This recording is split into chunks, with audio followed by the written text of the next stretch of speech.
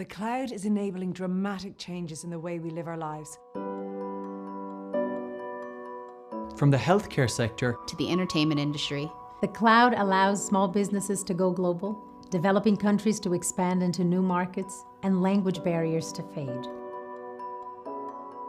Doctors can remotely monitor patients in their own home. Scientists can predict hurricanes. And education can now be distributed to more people than ever before. From universities to refugee camps. We can use the cloud, AI, and machine learning to help us quickly search through large amounts of data, helping us make important decisions with the right kind of information. So instead of guessing and making decisions based on only part of the story, we are helping scientists, doctors, and many other people make better decisions. With the right knowledge and skills, you can be part of this change.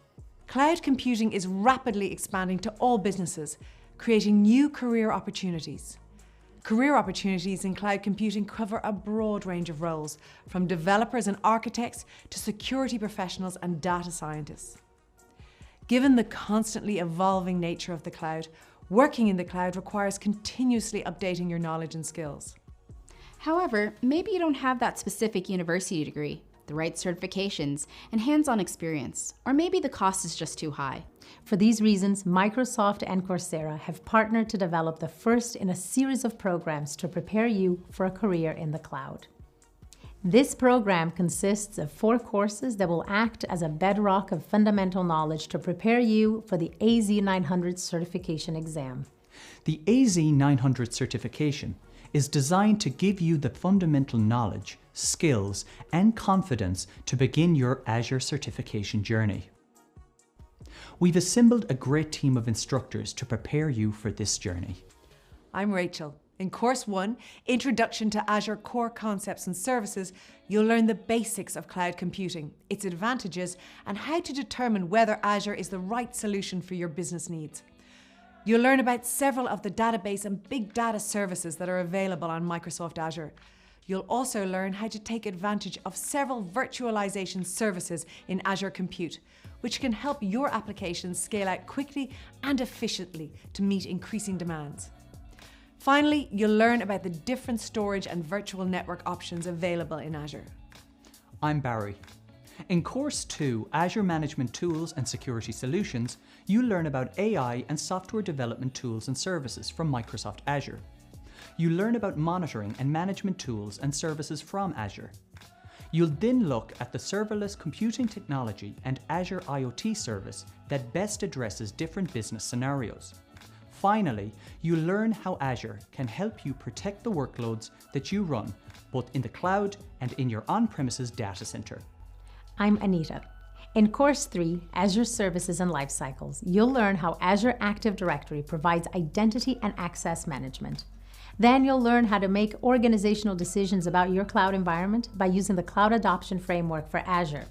You'll learn how to control and audit how your resources are created by using Azure Policy, and enable governance at scale across multiple Azure subscriptions by using Azure Blueprints. You'll use the Total Cost of Ownership calculator to compare your current data center costs to running the same workloads on Azure. I'm Kalisha, and finally in Course 4, preparing for the AZ-900 Azure Fundamentals exam. You'll get a more detailed overview of the Microsoft certification program and where you can go next in your career. You'll get tips and tricks, testing strategies, useful resources, and information on how to sign up for the AZ-900 exam. You'll also get a recap of the key topics and concepts covered in each course, along with the practice exam. Finally, you'll get to take the practice exam that tests all the main topics covered in the AZ-900 proctored exam, ensuring you're well prepared for certification success. Hello and welcome to the first course in this program, Introduction to Azure Core Concepts and Services. Before we start diving into the detail, let's take a look at an overview of the program and how you can benefit from Microsoft certification in this area. Becoming AZ-900 Microsoft Azure Fundamentals Certified can be the launch pad for your learning journey into cloud computing and Azure technologies. This certification is a good fit if you are beginning to work with cloud-based solutions and services or are new to Azure. Acquiring the Azure Fundamentals certification is also an opportunity for you to prove your knowledge of cloud concepts and Azure's main features. These include Azure Services, Azure Workloads, Azure Security and Privacy, and finally, Azure Pricing and Support. This course will help you to develop these skills and prepare you to pass the official Azure AZ-900 exam. To get the most out of this course, it helps if you are familiar with the general technology concepts, including concepts of networking, storage, compute, application support, and application development. Microsoft certifications provide globally recognized and industry-endorsed evidence of mastering technical skills. Microsoft certification provides you with the pathway to upgrade your skills, validate your abilities, enhance your professional performance, and develop your career. Microsoft certifications validate your skills and capabilities and leads you to success. Achieving certification shows employers that you have drive and initiative. If you get hired in a new role, or promoted, or change your career, your certification speaks volumes about you and what you know. In this course, you will explore various modules relating to Azure core concepts and services. You'll start off with an introduction to Azure Fundamentals. Here, you'll explore basic cloud concepts, get a streamlined overview of many Azure services, and be able to access hands-on exercises to deploy your very first services for free. As you navigate this module, you will become familiar with cloud concepts, cloud models and platforms such as infrastructure as a service, platform as a service, and software as a service. You'll also cover all the core things you need to know about cloud computing, such as elasticity, scalability, and agility. Next, you will work through Azure fundamental concepts and architectural components. In this module, you'll learn about the advantages of using cloud computing services and how to differentiate between the categories and types of cloud computing. You'll also examine the various concepts, resources, and terminology that are necessary to work with the Azure architecture. As you dive deeper, you'll explore Azure Database, Analytics, and Compute services. In this module, you will identify several of the database services that are available on Microsoft Azure, such as Azure Cosmos DB, Azure SQL Database, Azure SQL Managed Instance, Azure Database for MySQL, and Azure Database for PostgreSQL. In addition, you'll learn about several of the big data and analysis services in Azure. You'll also learn how to take advantage of several virtualization services in Azure Compute, which can help your applications scale out quickly and efficiently to meet increasing demands. And as things become even more exciting, you will navigate the different storage options that are available in Azure Storage and Networking Services. As you complete the individual units in this module, you'll learn about Azure Blob Storage, Azure Disk Storage, Azure Files, and Blob Access tiers. You'll also take a look at several of the core networking resources that are available in Azure. You'll learn about Azure Virtual Network, which can configure into a customized network environment that meets your company's needs. You'll also learn how you can use Azure VPN Gateway and Azure ExpressRoute to create secure communication tunnels between your company's different locations.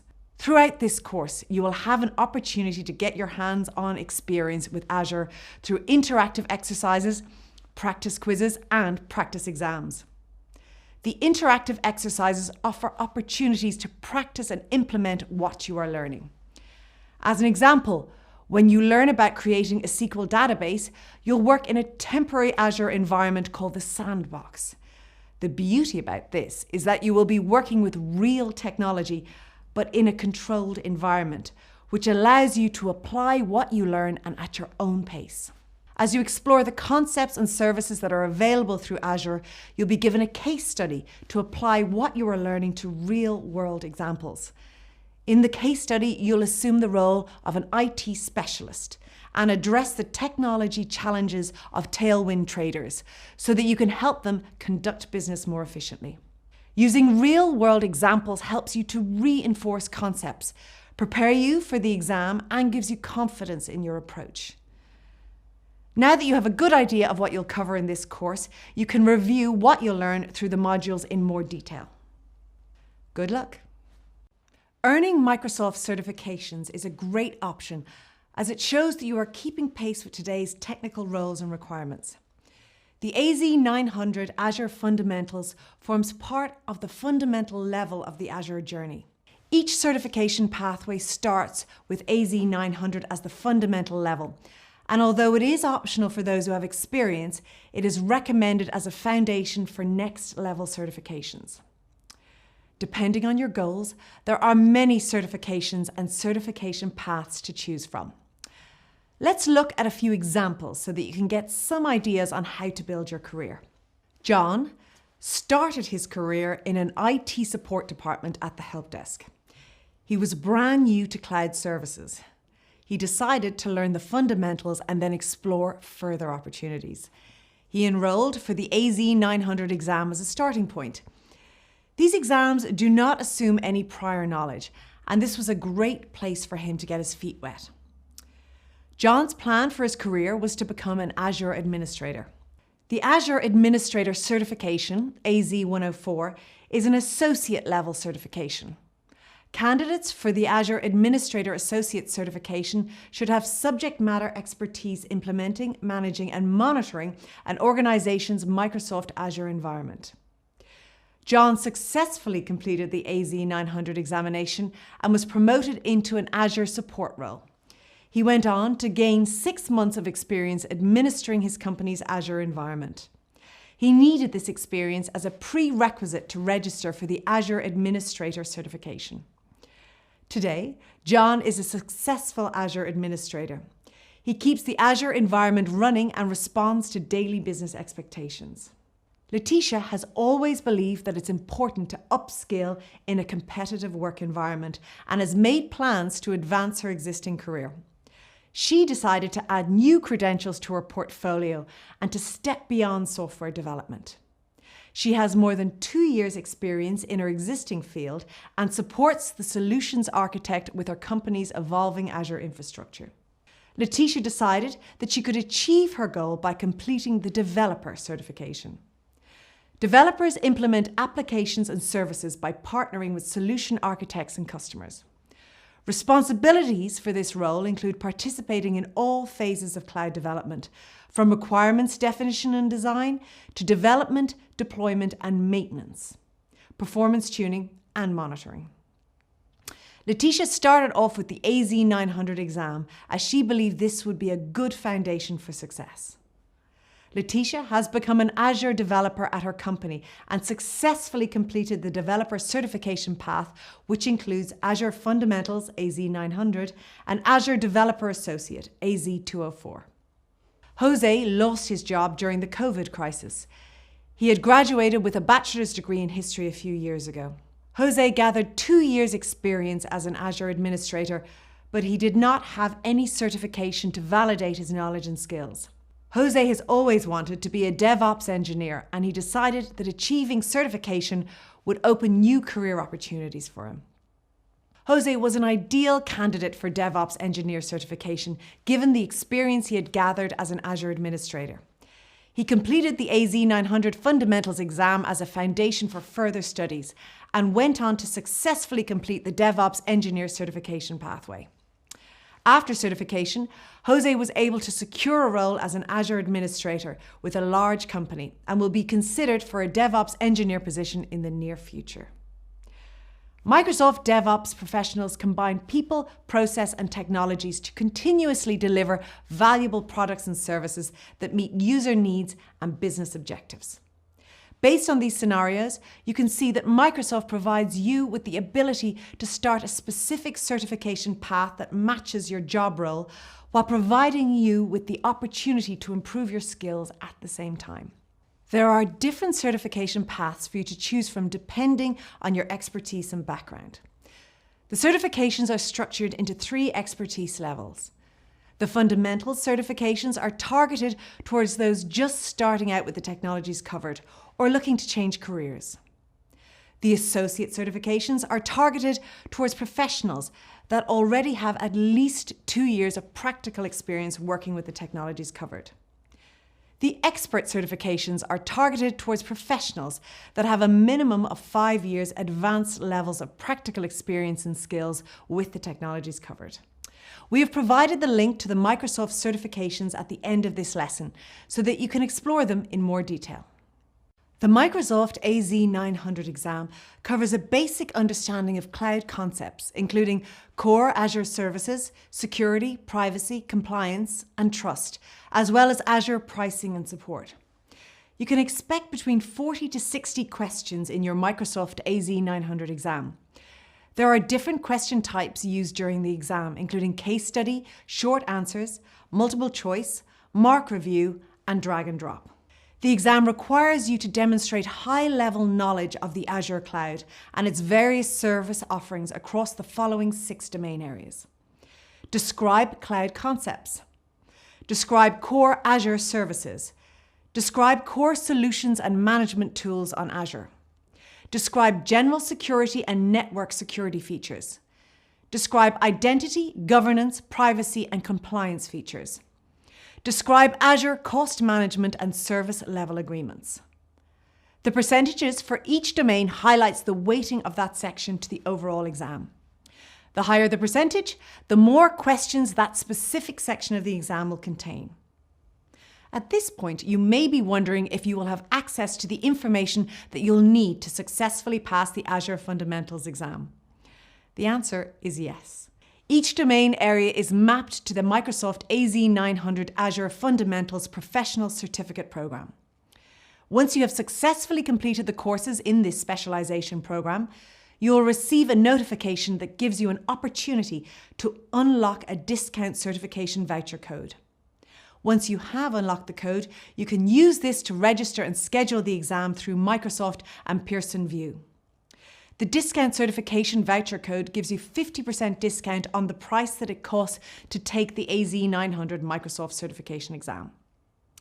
Please note that the content of this exam was updated on November the 9th, 2020. Be sure to read the Microsoft Azure Fundamentals exam page for more information about what skills are covered in each domain area. Remember to contact us if you have any questions. Good luck with your preparation. Hello and welcome to Azure Fundamentals. In this lesson, you'll take an entry-level, end-to-end look at Azure and its capabilities. You'll gain a solid foundation on Azure Fundamentals that you will rely on throughout the rest of this course. In this lesson, you will be introduced to the basics of cloud computing. You will get a big picture view of the available services and features in Azure and determine whether Azure is the right solution for your needs. And if you're new to Azure, you can sign up for a free account on the Azure website to start exploring. At this point, you may have some questions, like what is Azure and what can it do for your business? When you've completed this lesson, you'll have the answers to these questions. Microsoft Azure is a cloud computing platform with an ever-expanding set of services. Azure gives you the freedom to build, manage, and deploy applications on a massive global network using your favorite tools and frameworks. The Azure Cloud Platform has more than 200 products and cloud services that you can use to build, run, and manage applications across multiple clouds, on-premises, and at the edge. It delivers computing services over the internet, including servers, storage, databases, networking, software, analytics, and intelligence. Azure Cloud Computing offers faster innovation, flexible resources, and economies of scale. The cloud helps you move faster and innovate in ways that were once nearly impossible. But critically, it does this while lowering your costs. Cloud computing provides computing services over the internet using a pay-as-you-go pricing model. Typically, you only pay for the cloud services you use, which helps you lower your operating costs, run your infrastructure more efficiently, and scale as your business needs change. To put it another way, cloud computing is a way to rent compute power and storage from someone else's data center. When you're done using them, you give them back. You're billed only for what you use. Instead of maintaining CPUs and storage in your data center, you rent them for the time that you need them. The cloud provider takes care of maintaining the underlying infrastructure for you. The cloud enables you to quickly solve your toughest business challenges and bring cutting-edge solutions to your users. In our ever-changing digital world, two trends emerge. Teams deliver new features to their users at record speeds, and users expect an increasingly rich and immersive experience with their devices and with software. To power your services and deliver innovative and novel user experiences more quickly, the cloud provides on-demand access to a nearly limitless pool of raw compute, storage, and networking components. Speech recognition and other cognitive services that help make your applications stand out from the crowd.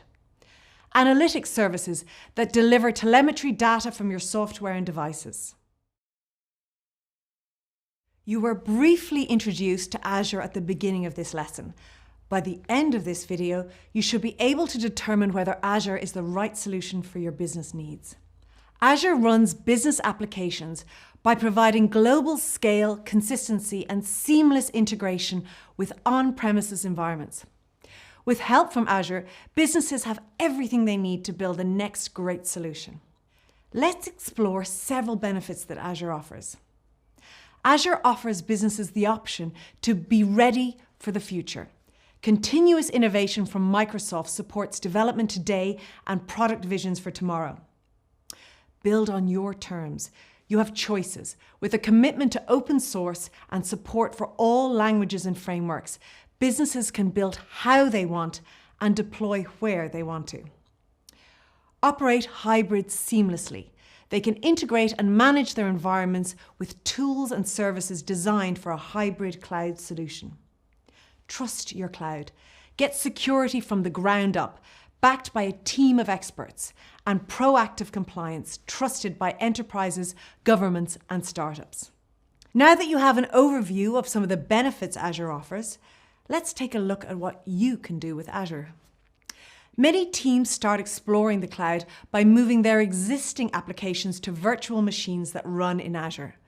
Migrating your existing apps to virtual machines is a good start, but the cloud is much more than a different place to run your virtual machine. Imagine communicating naturally with your users through vision, hearing, and speech using AI and machine learning services. With Azure, you can explore everything from running existing applications on virtual machines to using new software paradigms such as intelligence bots and mixed reality. Azure also provides storage solutions that dynamically grow to accommodate massive amounts of data. You may be wondering how Azure can help you to manage your cloud resources. Imagine an integrated, easy-to-use console built just for you. The Azure portal is exactly that, a web-based unified console that provides an alternative to command line tools. You can organize the Azure portal to custom fit your workflow, projects, and style. With the Azure portal, you can manage your Azure subscription by using a graphical user interface. You can build, manage, and monitor everything from simple web apps to complex cloud deployments. Create custom dashboards for an organized view of resources, and configure accessibility options for an optimal experience. The Azure portal is designed for resiliency and continuous availability. It maintains a presence in every Azure data center. The Azure portal updates continuously and requires no downtime for maintenance activities. This configuration makes the Azure portal resilient to individual data center failures and avoids network slowdowns by being close to users. Azure Marketplace helps connect users with Microsoft partners, independent software vendors, and startups that are offering their solutions and services, which are optimized to run on Azure. Azure Marketplace customers can find, try, purchase, and provision applications and services from hundreds of leading service providers. All solutions and services are certified to run on Azure. The solution catalog spans several industry categories. These include virtual machine images, databases, application build and deployment software, development tools, threat detection, and blockchain. Azure Marketplace is designed for IT pros and cloud developers interested in commercial and IT software. Microsoft partners also use it as a launch point for all joint go-to-market activities. Using Azure Marketplace, you can provision end-to-end solutions quickly and reliably, hosted in your own Azure environment. To explore the Azure Marketplace online, you can access the link in the resource section at the end of this lesson. Throughout the Azure Fundamentals learning paths, we'll work with Tailwind Traders, a fictitious home improvement retailer. It operates retail hardware stores across the globe and online. Tailwind Traders currently manages an on-premises data center that hosts the company's retail website. The data center also stores all of the data and streaming video for its applications. Let's suppose that you work as an IT specialist in Tailwind Traders' IT department. Your IT team buys new hardware, installs and configures software, and deploys everything throughout the data center. These management responsibilities create some obstacles for delivering your applications to your users in a timely fashion.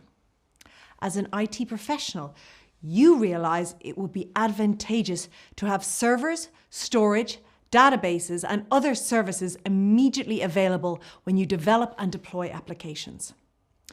You want to be able to easily start a new server or add services to your solutions.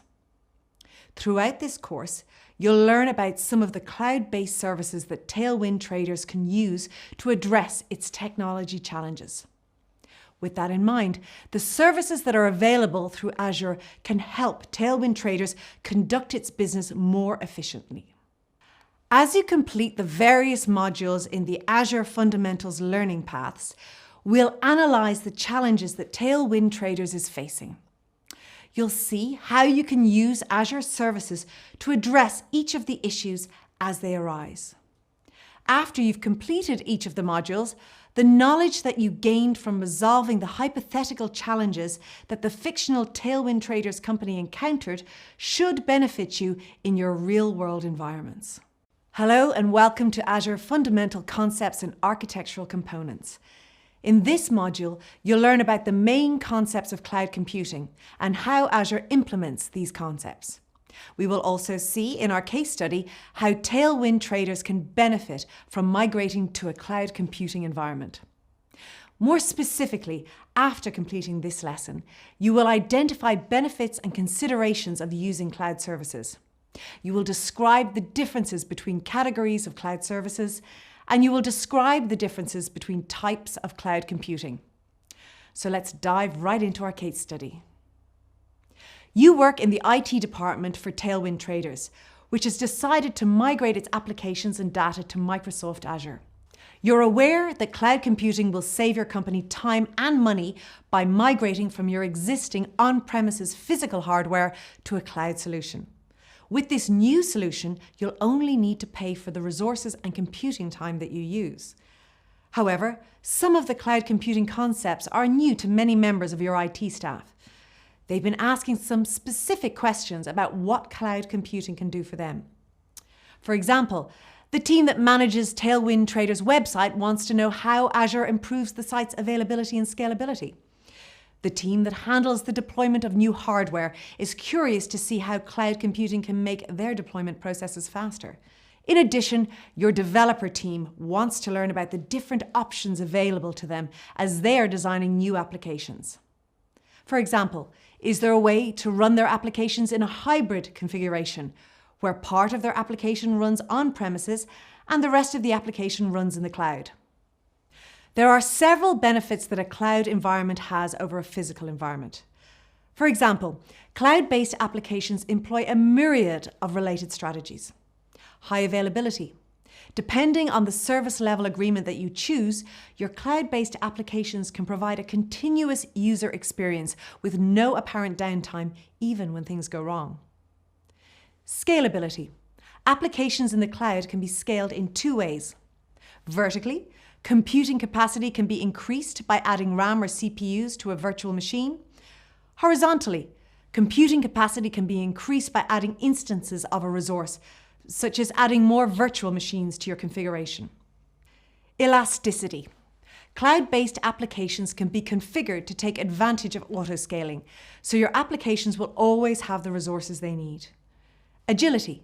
Cloud-based resources can be deployed and configured quickly as your application requirements change. Geo-distribution. Applications and data can be deployed to regional data centers around the globe, so your customers always have the best performance in their region. And disaster recovery. By taking advantage of cloud-based backup services, data replication, and geo-distribution, you can deploy your applications with the confidence that comes from knowing that your data is safe in the event that disaster should occur. Cloud service providers operate on a consumption-based model, which means that end users only pay for the resources that they use. Whatever they use is what they pay for. A consumption-based model has many benefits, including no upfront costs, no need to purchase and manage costly infrastructure that users might not use to its fullest, the ability to pay for additional resources when they are needed, the ability to stop paying for resources that are no longer needed. When analysing the benefits of cloud computing, there are two different types of expenses that you should consider. Capital expenditure, or CapEx, operational expenditure, or OpEx. Capital expenditure, or CapEx, is the upfront spending of money on physical infrastructure, and then deducting that upfront expense over time. The upfront cost from CapEx has a value that reduces over time. Operational expenditure, or OpEx, is where you spend money on products or services and are billed for them at the moment of use. You can think of these as the day-to-day expenses that are paid for immediately. In other words, when Tailwind Traders owns its infrastructure, it buys equipment that goes onto its balance sheets as assets. Because a capital investment was made, accountants categorize this transaction as a CapEx. Over time, to account for the asset's limited useful lifespan, assets are depreciated or amortized. Cloud services, on the other hand, are categorized as an OpEx because of their consumption model. There's no asset for Tailwind Traders to amortize, and its cloud service provider, Azure, manages the costs that are associated with the purchase and lifespan of the physical equipment. As a result, OpEx has a direct impact on net profit, taxable income, and the associated expenses on the balance sheet. To summarize, CapEx requires significant upfront financial costs as well as ongoing maintenance and support expenditures. By contrast, OpEx is a consumption-based model, so Tailwind Traders is only responsible for the cost of the computing resources that it uses. If you've been around cloud computing for a while, you've probably seen the terms infrastructure as a service, or IaaS, platform as a service, or PaaS, and software as a service, or SaaS, for the different cloud service models. These models define the different level of shared responsibility that a cloud provider and cloud tenant are responsible for. IaaS is the most flexible category of cloud services. It aims to give you complete control over the hardware that runs your application. Instead of buying hardware, with IaaS, you rent it. PaaS provides the same benefits and considerations as IaaS, but there are some additional benefits. SaaS is software that's centrally hosted and managed for you and your users or customers. Usually one version of the application is used for all customers, and it's licensed through a monthly or annual subscription. SaaS provides the same benefits as IaaS, but again, there are some additional benefits. You can see how when you move from IaaS to PaaS to SaaS, the shared responsibilities reduces for the client and increases for the provider. This chart illustrates the various levels of responsibility between a cloud provider and a cloud tenant. As you move from on-premises through IaaS and PaaS to SaaS, the responsibility for maintaining infrastructure, platform, and software responsibilities progressively transfer to the provider from the tenant. Like PaaS, serverless computing enables developers to build applications faster by eliminating the need for them to manage infrastructure. With serverless applications, the cloud service provider automatically provisions, scales, and manages the infrastructure required to run the code. Serverless architectures are highly scalable and event-driven, only using resources when a specific function or trigger occurs. It's important to note that servers are still running the code. The serverless name comes from the fact that the tasks associated with infrastructure provisioning and management are invisible to the developer. This approach enables developers to increase their focus on the business logic and deliver more value to the core of the business. Serverless computing helps teams increase their productivity and bring products to market faster. And it allows organizations to better optimize resources and stay focused on innovation. There are 3 deployment models for cloud computing: public cloud, private cloud, and hybrid cloud. Each deployment model has different aspects that you should consider as you migrate to the cloud. In a public cloud, services are offered over the public internet and available to anyone who wants to purchase them. Cloud resources such as servers and storage are owned and operated by a third-party cloud service provider and delivered over the internet. A private cloud consists of computing resources used exclusively by users from one business or organization. A private cloud can be physically located at your organization's on-site or on-premises data center. It can also be hosted by a third-party service provider. In the third model, hybrid cloud computing environments combine a public cloud and a private cloud by allowing data and applications to be shared between them. This image illustrates several of the cloud computing concepts that are presented in this unit. In this example, several factors are demonstrated when you are considering where to deploy a database server in a hybrid cloud environment. As your resources move from on-premises to off-premises, your costs are reduced and your administration requirements decrease. Hello and welcome to this lesson on Azure architecture. In this lesson, you'll examine the various concepts, resources, and terminology that are necessary to work with Azure architecture.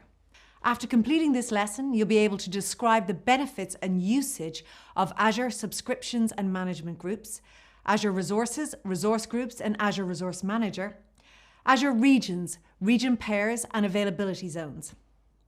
In this lesson, we will continue working on our case study as Tailwind Traders plans the adoption of Azure for their cloud computing platform.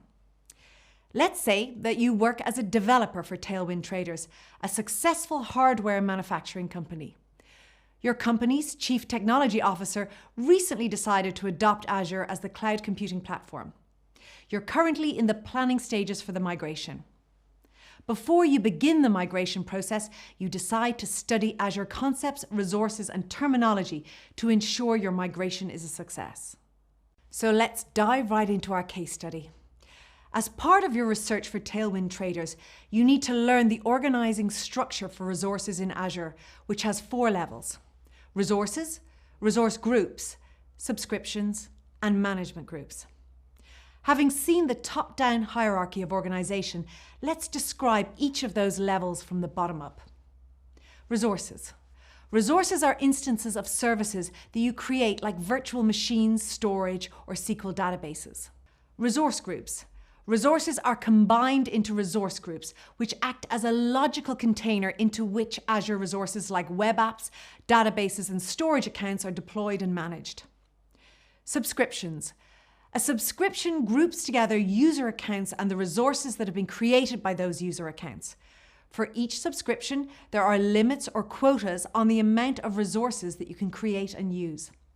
Organizations can use subscriptions to manage costs and the resources that are created by users, teams, or projects.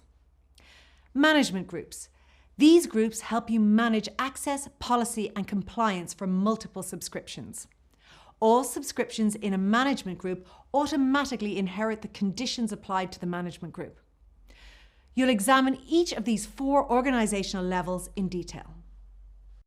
As Tailwind Traders get started with Azure, one of your first steps will be to create at least one Azure subscription. You'll use it to create your cloud-based resources in Azure. An Azure resource is a manageable item that's available through Azure. Virtual machines, VMs, storage accounts, web apps, databases, and virtual networks are all examples of resources. Using Azure requires an Azure subscription. A subscription provides you with authenticated and authorized access to Azure products and services. It also allows you to provision resources. An Azure subscription is a logical unit of Azure services that links to an Azure account, which is an identity in Azure Active Directory, also called Azure AD, or in a directory that Azure AD trusts. There are two types of subscription boundaries that you can use. Billing boundary. This subscription type determines how an Azure account is billed for using Azure. You can create multiple subscriptions for different types of billing requirements. Azure generates separate billing reports and invoices for each subscription so that you can organize and manage costs. Access control boundary. Azure applies access management policies at the subscription level, and you can create separate subscriptions to reflect different organizational structures. An example is that within a business, you have different departments to which you apply distinct Azure subscription policies. This billing model allows you to manage and control access to the resources that users provision with specific subscriptions. You might want to create additional subscriptions for resource or billing management purposes. For example, you might choose to create additional subscriptions to separate environments. When managing your resources, you can choose to create subscriptions to set up separate environments for development and testing, security, or to isolate data for compliance reasons. This design is particularly useful because resource access control occurs at the subscription level. Organizational structures. You can create subscriptions to reflect different organizational structures. For example, you could limit a team to lower cost resources while allowing the IT department a full range. This design allows you to manage and control access to the resources that users provision within each subscription. Billing. You might want to also create additional subscriptions for billing purposes. Because costs are first aggregated at the subscription level, you might want to create subscriptions to manage and track costs based on your needs. For instance, you might want to create one subscription for your production workloads and another subscription for your development and testing workloads. You might also need additional subscriptions because of subscription limits. Subscriptions are bound to some hard limitations. For example, the maximum number of Azure Express Route circuits per subscription is 10. Those limits should be considered as you create subscriptions on your account. If there's a need to go over those limits in particular scenarios, you might need additional subscriptions. The diagram you will see next shows an overview of how billing is structured. If you've previously signed up for Azure, or if your organization has an enterprise agreement, your billing might be set up differently. If you have multiple subscriptions, you can organize them into invoice sections. Each invoice section is a line item on the invoice that shows the charges incurred that month. For example, you might need a single invoice for your organization, but want to organize charges by department, team, or project. Depending on your needs, you can set up multiple invoices within the same billing account. To do this, create additional billing profiles. Each billing profile has its own monthly invoice and payment method. If your organization has many subscriptions, you might need a way to efficiently manage access, policies, and compliance for those subscriptions. Azure management groups provide a level of scope above subscriptions. You organize subscriptions into containers called management groups and apply your governance conditions to the management groups. All subscriptions within a management group automatically inherit the conditions applied to the management group. Management groups give you enterprise-grade management at a large scale, no matter what type of subscriptions you might have. All subscriptions within a single management group must trust the same Azure AD tenant. For example, you can apply policies to a management group that limits the regions available for VM creation. This policy would be applied to all management groups, subscriptions, and resources under that management group by only allowing VMs to be created in that region. You can build a flexible structure of management groups and subscriptions to organize your resources into a hierarchy for unified policy and access management. The following diagram shows an example of creating a hierarchy for governance by using management groups. You can create a hierarchy that applies a policy. For example, you could limit VM locations to the US West region in a group called Production. This policy will inherit onto all the enterprise agreement subscriptions that are descendants of that management group and will apply to all VMs under those subscriptions. This security policy can't be altered by the resource or subscription owner, which allows for improved governance. Another scenario where you would use management groups is to provide user access to multiple subscriptions. By moving multiple subscriptions under that management group, you can create one role-based access control, RBAC, assignment on the management group, which will inherit that access to all the subscriptions. One assignment on the management group can enable users to have access to everything they need instead of scripting RBAC over different subscriptions. We will cover RBAC in more detail later in the course. There are some important facts about management groups that you should keep in mind. Up to 10,000 management groups can be supported in a single directory. A management group tree can support up to 6 levels of depth. This limit doesn't include the root level or the subscription level. Each management group and subscription can support only one parent. Each management group can have many children. All subscriptions and management groups are within a single hierarchy in each directory. After you've created a subscription for Tailwind Traders, you're ready to start creating resources and storing them in resource groups. With that in mind, it's important to define those terms. Resource, a manageable item that's available through Azure. Virtual machines or VMs, storage accounts, web apps, databases, and virtual networks are examples of resources.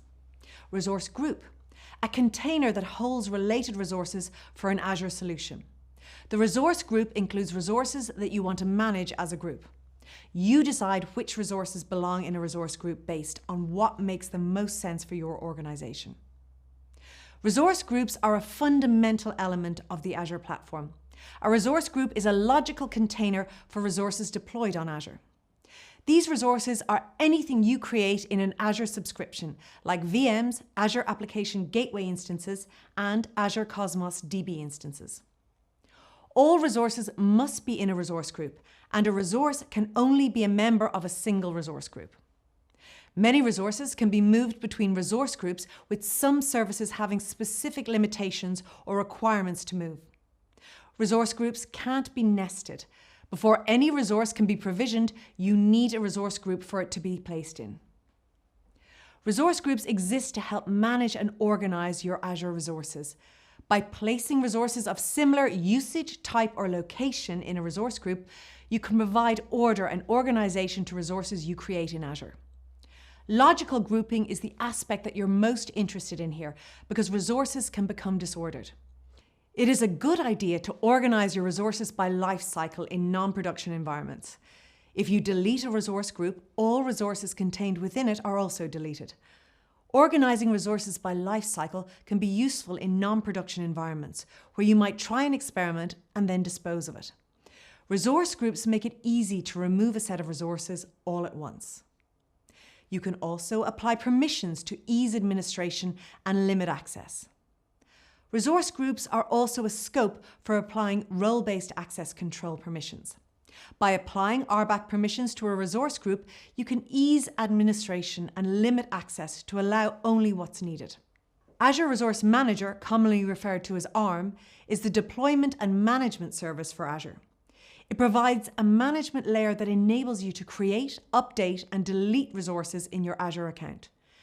You use management features like access control, locks, and tags to secure and organize your resources after deployment. When a user sends a request from any of the Azure tools, APIs, or SDKs, Resource Manager receives the request. It authenticates and authorizes the request. Resource Manager sends the request to the Azure service, which takes the requested action. Because all requests are handled through the same API, you see consistent results and capabilities in all the different tools. All capabilities that are available in the Azure portal are also available through PowerShell, the Azure CLI, REST APIs, and client SDKs.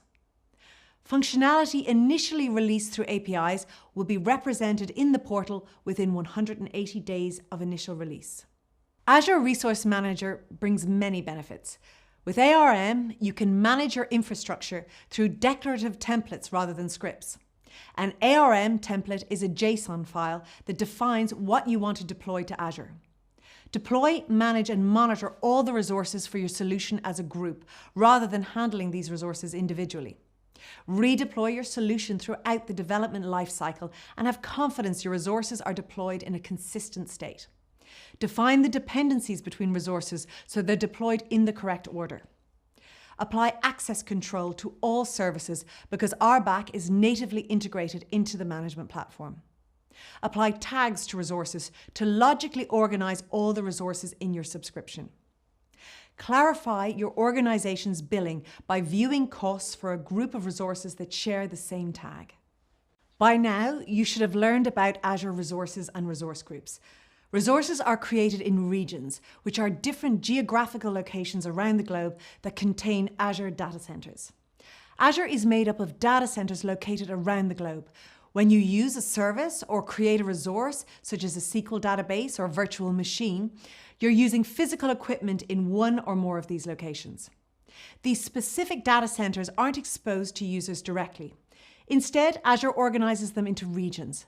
As you'll see later in this lesson, some of these regions offer availability zones, which are different Azure data centers within that region.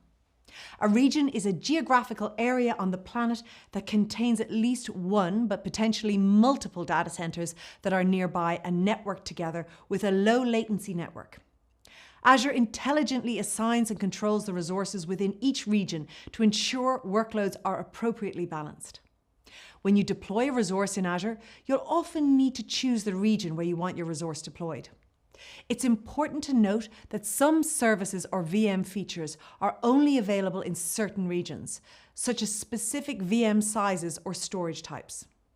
There are also some global Azure services that don't require you to select a particular region, such as Azure Active Directory, Azure Traffic Manager, and Azure DNS. Azure has more global regions than any other cloud provider. These regions give you the flexibility to bring applications closer to your users no matter where they are. Global regions provide better scalability and redundancy. They also preserve data residency for your services. A few examples of regions are West US, Canada Central, West Europe, Australia East, and Japan West. Here's a view of all the available regions as of June 2020. Azure has specialized regions that you might want to use when you build out your applications for compliance or legal purposes. A few examples include US Department of Defense Central, US Government Virginia, US Government Iowa, and more. These regions are physical and logical network isolated instances of Azure for US government agencies and partners. These data centers are operated by screened US personnel and include additional compliance certifications. China East, China North, and more. These regions are available through a unique partnership between Microsoft and 21 VNet, whereby Microsoft doesn't directly maintain the data centers. Regions are what you use to identify the location for your resources. There are two other terms you should also be aware of: geographies and availability zones. You want to ensure your services and data are redundant so you can protect your information in case of failure. When you host your infrastructure, setting up your own redundancy requires that you create duplicate hardware environments. Azure can help make your app highly available through availability zones. Availability zones are physically separate data centers within an Azure region. Each availability zone is made up of one or more data centers equipped with independent power, cooling, and networking. An availability zone is set up to be an isolation boundary. If one zone goes down, the other continues working. Availability zones are connected through high-speed private fiber optic networks. Not every region has support for availability zones.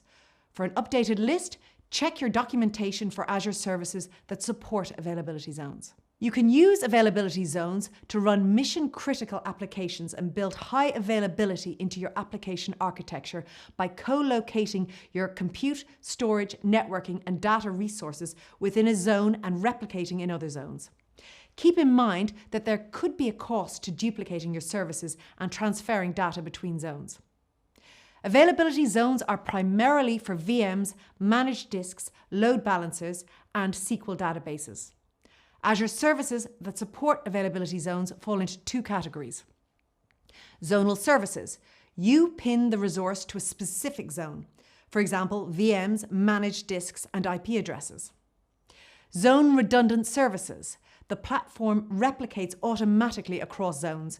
For example, zone redundant storage, SQL Database. Check the documentation to determine which elements of your architecture you can associate with an availability zone. Availability zones are created by using one or more data centers. There's a minimum of 3 zones within a single region. It's possible that a large disaster could cause an outage big enough to affect even 2 data centers. That's why Azure also creates region pairs.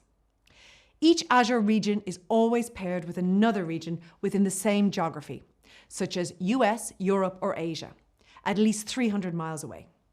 This approach allows for the replication of resources, such as VM storage, across a geography that helps reduce the likelihood of interruptions because of events such as natural disasters, civil unrest, power outages, or physical network outages that affect both regions at once. If a region in a pair was affected by a natural disaster, for instance, services would automatically fail over to the other region in its region pair. An example of a region pair in Azure is West US paired with East US. Similarly, in Asia, Southeast Asia is paired with East Asia. Because the pair of regions is directly connected and far enough apart to be isolated from regional disasters, you can use them to provide reliable services and data redundancy. Some services offer automatic geo-redundant storage by using region pairs. And there are some additional advantages of region pairs. If an extensive Azure outage occurs, one region out of every pair is prioritized to make sure at least one is restored as quickly as possible for applications hosted in that region pair. Planned Azure updates are rolled out to paired regions, one region at a time, to minimize downtime and risk of application outage. Data continues to reside within the same geography as its pair, except for Brazil South, for tax and law enforcement jurisdiction purposes. Having a broadly distributed set of data centers allows Azure to provide a high guarantee of availability. Congratulations, you have completed this lesson on core Azure architecture. You saw the benefits of using cloud computing. We described the differences between categories of cloud services and the differences between types of cloud computing. We also covered Azure subscriptions and management groups. Then we described Azure Resources, Resource Groups, and Azure Resource Manager. Finally, we identified Azure regions, region pairs, and availability zones. Hello and welcome to Azure Database, Analytics, and Compute Services. In this module, you'll learn about several of the primary database services that are available on Azure. You'll analyze some of the reasons why each of these database services might be the right choice for your needs. In addition, you'll look at the big data and analysis services in Azure. You'll also examine how to take advantage of several virtualization services in Azure Compute, which can help your applications scale out quickly and efficiently to meet increasing demands. Let's take a look at our case study to see what is expected from you as the IT specialist of Tailwind Traders. Due to a growing number of acquisitions over the last decade, Tailwind Traders uses a variety of database and analytics technologies. As the company begins to migrate existing data workloads and deploy new data workloads to Azure, it needs to understand which Azure technology is the most appropriate for each workload. The company's Chief Technology Officer has assigned you the task of researching the different database options that are available. This will help Tailwind Traders choose the right options for each of their data scenarios. In this lesson, you'll focus on several of the database services that are available on Microsoft Azure, such as Azure Cosmos DB, Azure SQL Database and Azure SQL Managed Instance, Azure Database for MySQL, and Azure Database for PostgreSQL. In addition, you'll learn about several of the big data and analysis services in Azure. So let's dive right in and find out how you can help Tailwind Traders. Over the years, Tailwind Traders has acquired several smaller companies. Each of these companies had teams of developers who used different database services and various APIs to work with their data. The long-term plan is to move all of the disparate data to a common database service. For now, though, you'd like to enable each of these teams to work with an environment where they can use their existing skills. Fortunately for you, Azure Cosmos DB can help out. Azure Cosmos DB is a globally distributed multi-model database service. Using Azure Cosmos DB, you can elastically and independently scale throughput and storage across any number of Azure regions worldwide. And take advantage of fast, single-digit millisecond data access by using any one of several popular APIs. The Azure Cosmos DB service offers comprehensive service-level agreements, which cover the guarantees for throughput, consistency, availability, and latency. It's important to note that servers are still running the code. Azure Cosmos DB also supports schemaless data, which lets you build highly responsive and always-on applications to support constantly changing data. You can use this feature to store data that's updated and maintained by users around the world.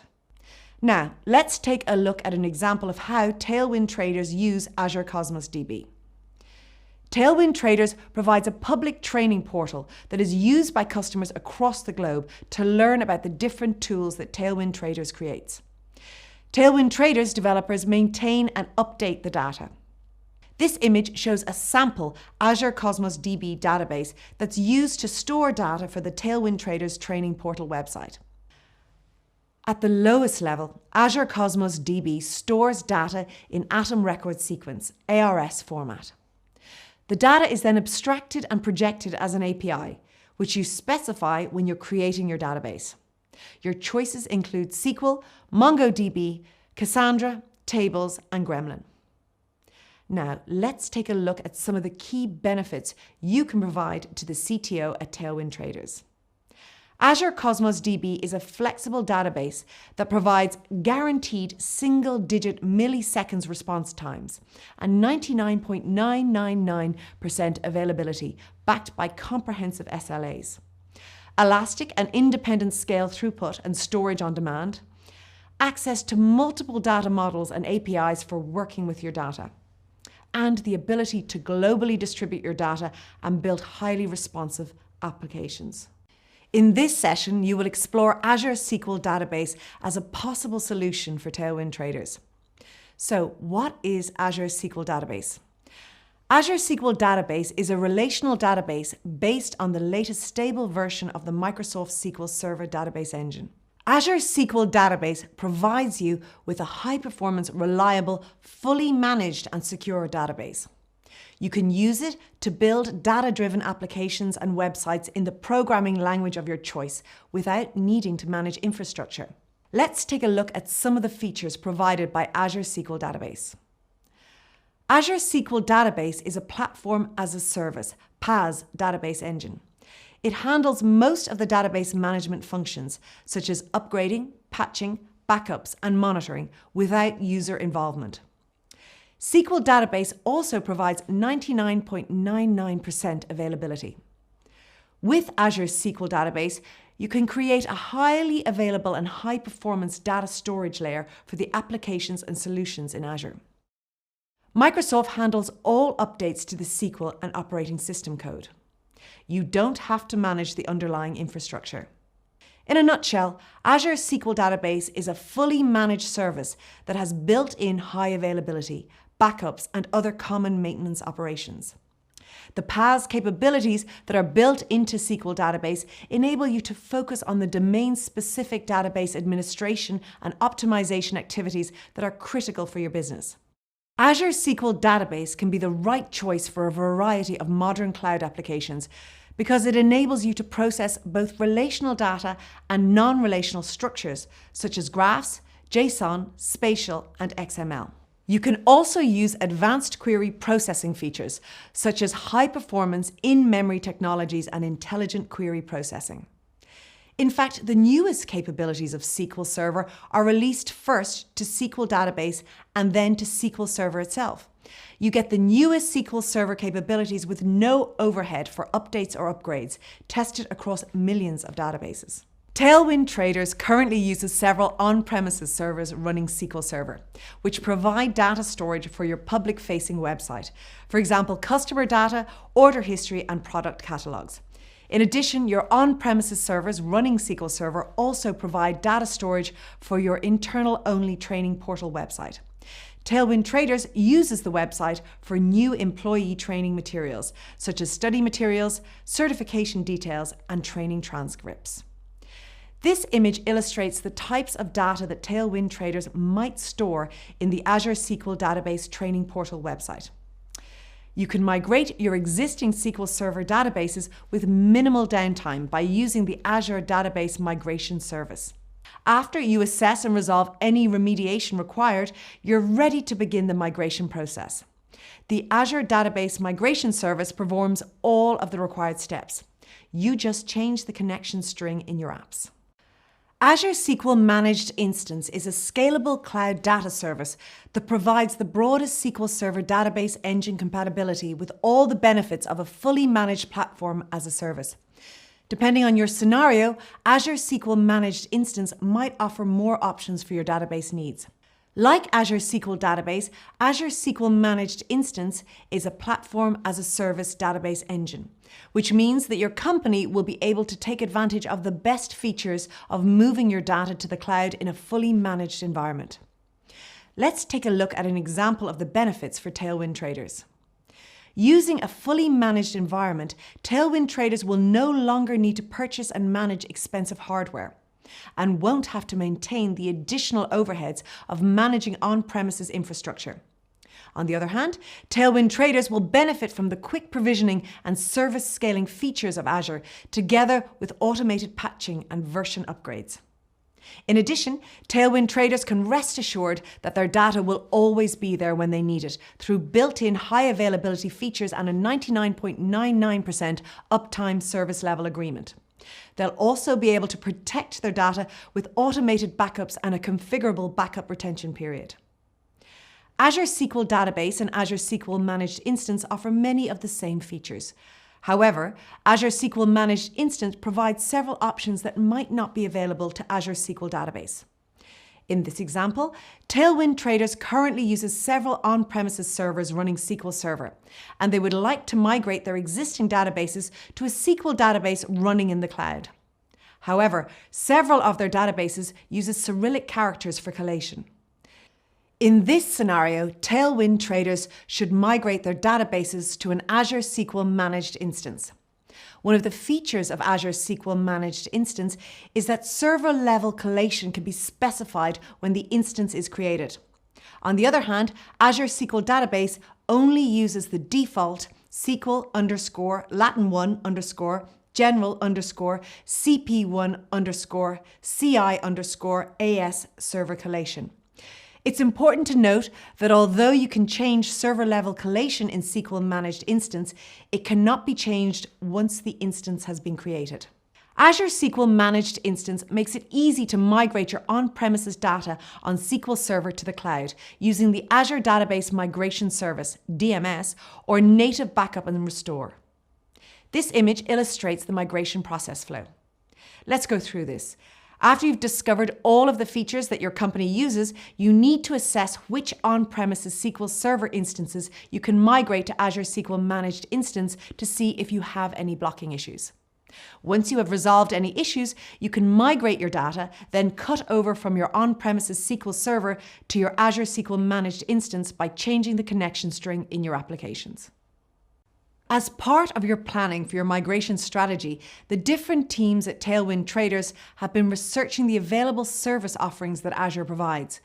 You've been tasked with investigating whether the database requirements for the web development team will continue to be met after the migration to Azure. Tailwind Traders currently manages several websites on premises that use the LAMP stack: Linux, Apache, MySQL, PHP. You'll discover that the Web Apps feature of the Azure App Service provides built-in functionality to create web applications that use PHP on a Linux server running Apache.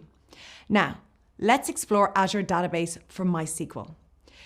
Azure Database for MySQL is a relational database service in the cloud, and it's based on the MySQL Community Edition database engine.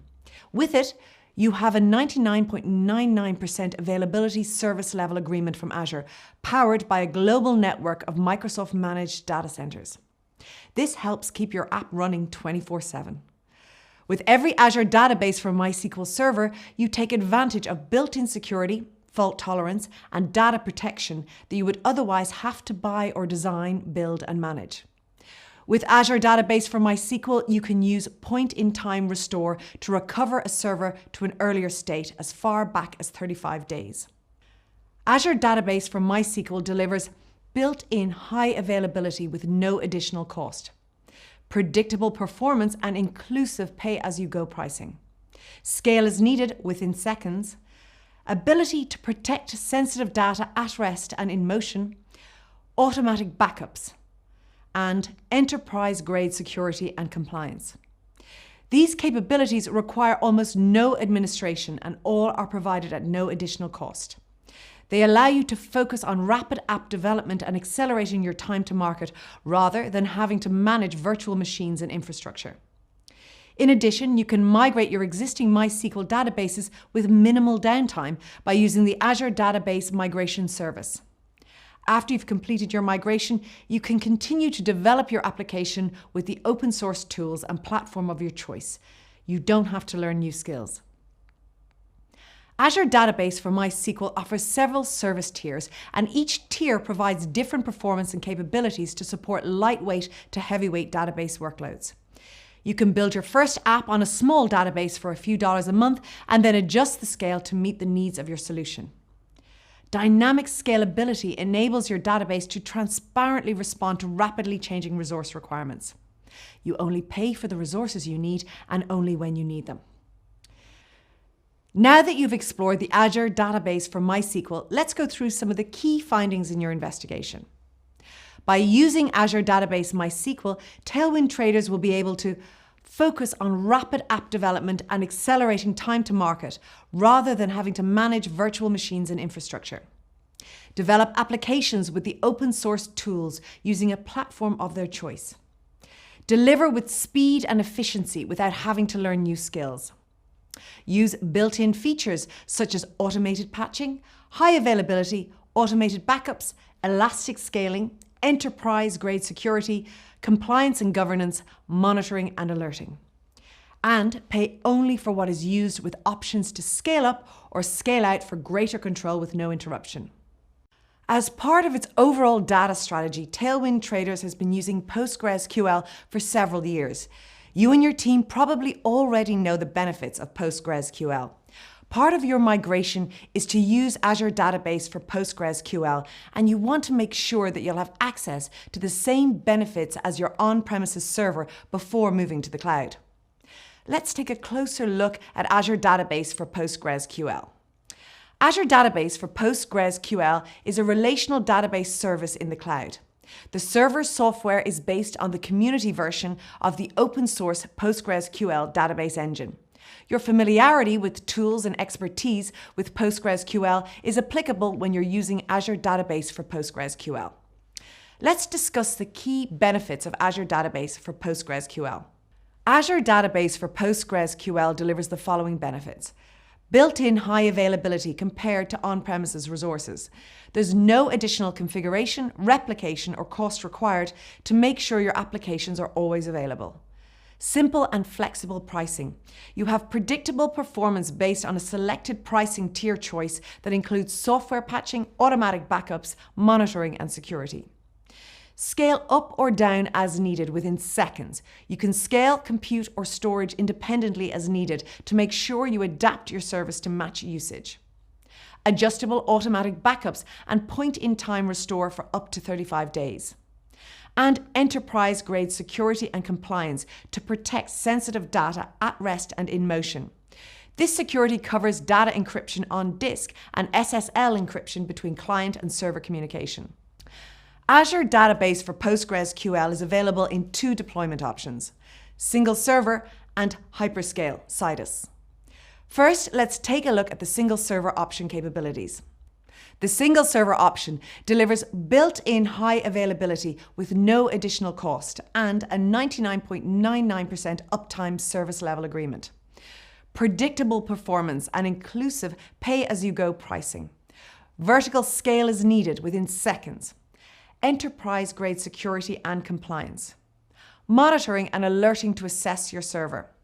Ability to protect sensitive data at rest and in motion. And automatic backups and point-in-time restore for up to 35 days. These capabilities require almost no administration and all are provided at no additional cost. They allow you to focus on rapid app development and accelerating your time to market rather than having to manage virtual machines and infrastructure. You can continue to develop your application with the open source tools and platform of your choice without having to learn new skills. The single server option offers 3 pricing tiers: basic, general purpose, and memory optimized. Each tier offers different resource capabilities to support your database workloads. You can build your first app on a small database for a few dollars a month and then adjust the scale to meet the needs of your solution. Dynamic scalability enables your database to transparently respond to rapidly changing resource requirements. You only pay for the resources you need and only when you need them. Now, let's explore the second PostgreSQL deployment option, Hyperscale Citus. The Hyperscale Citus option horizontally scales queries across multiple machines by using sharding. Its query engine parallelizes incoming SQL queries across these servers for faster responses on large data sets. It serves applications that require greater scale and performance, generally workloads that are approaching or already exceed 100 gigabytes of data. The Hyperscale Citus deployment option supports multi-tenant applications, real-time operational analytics, and high-throughput transactional workloads. Applications built for PostgreSQL can run distributed queries on Hyperscale Citus with standard connection libraries and minimal changes. Thinking on Tailwind Traders' overall migration strategy, you can quickly and easily develop applications using Azure Database for PostgreSQL. Tailwind Traders will also be able to use native PostgreSQL tools, drivers, and libraries without worrying about having to manage and administrate the instances themselves. Several years ago, Tailwind Traders rolled out a new GPS tracking system for all of its delivery vehicles. The new system provides real-time tracking data to your primary data center. Your CTO wants your team to look at several years of tracking data in order to determine trends. For example, an important trend might be a spike in deliveries around the holidays that would require hiring additional staff. Through an in-depth analysis of the tracking data that you've recorded, your CTO seeks to predict when changes are necessary and proactively take the steps that are necessary to manage spikes appropriately. In this Tailwind Trader scenario, data is collected from the GPS sensors, which includes location information, data from weather systems, and many other sources that generate large amounts of data. This amount of data becomes increasingly hard to make sense of and to base decisions on. The volumes are so large that traditional forms of processing and analysis are no longer appropriate. Data comes in all forms and formats. When we talk about big data, we're referring to large volumes of data. Open source cluster technologies have been developed over time to try to deal with these large data sets. In this session, we will explore Microsoft Azure's broad range of technologies and services that provide big data and analytic solutions, including Azure Synapse Analytics, Azure HD Insight, Azure Databricks, and Azure Data Lake Analytics. Let's start exploring these solutions. Azure Synapse Analytics, formerly Azure SQL Data Warehouse, is a limitless analytics service that brings together enterprise data warehousing and big data analytics. You can query data on your terms by using either serverless or provisioned resources at scale. With Azure Synapse Analytics, you have a unified experience to ingest, prepare, manage, and serve data for immediate BI and machine learning needs. Azure HD Insight is a fully managed open source analytics service for enterprises. It's a cloud service that makes it easier, faster, and more cost-effective to process massive amounts of data. You can run popular open source frameworks and create cluster types such as Apache Spark, Apache Hadoop, Apache Kafka, Apache HBase, Apache Storm, and machine learning services. HD Insight also supports a broad range of scenarios such as extraction, transformation and loading, ETL, data warehousing, machine learning, and IoT. Azure Databricks helps you unlock insights from all your data and build artificial intelligence solutions. You can set up your Apache Spark environment in minutes and then auto-scale and collaborate on shared projects in an interactive workspace. Azure Databricks supports Python, Scala, R, Java, and SQL, as well as data science frameworks and libraries, including TensorFlow, PyTorch, and scikit-learn. Azure Data Lake Analytics is an on-demand analytics job service that simplifies big data. Instead of deploying, configuring, and tuning hardware, you write queries to transform your data and extract valuable insights. The analytics service can handle jobs of any scale instantly by setting the dial for how much power you need. With Azure Data Lake Analytics, you only pay for your job when it's running, making it more cost-effective. Congratulations! You have completed this lesson on Azure Database Fundamentals. In this lesson, you explored several of the database services that are available on Microsoft Azure. In addition, you learned how you can use big data and analysis services like Azure Synapse Analytics, Azure HD Insight, Azure Databricks, and Azure Data Lake Analytics to analyze large volumes of data.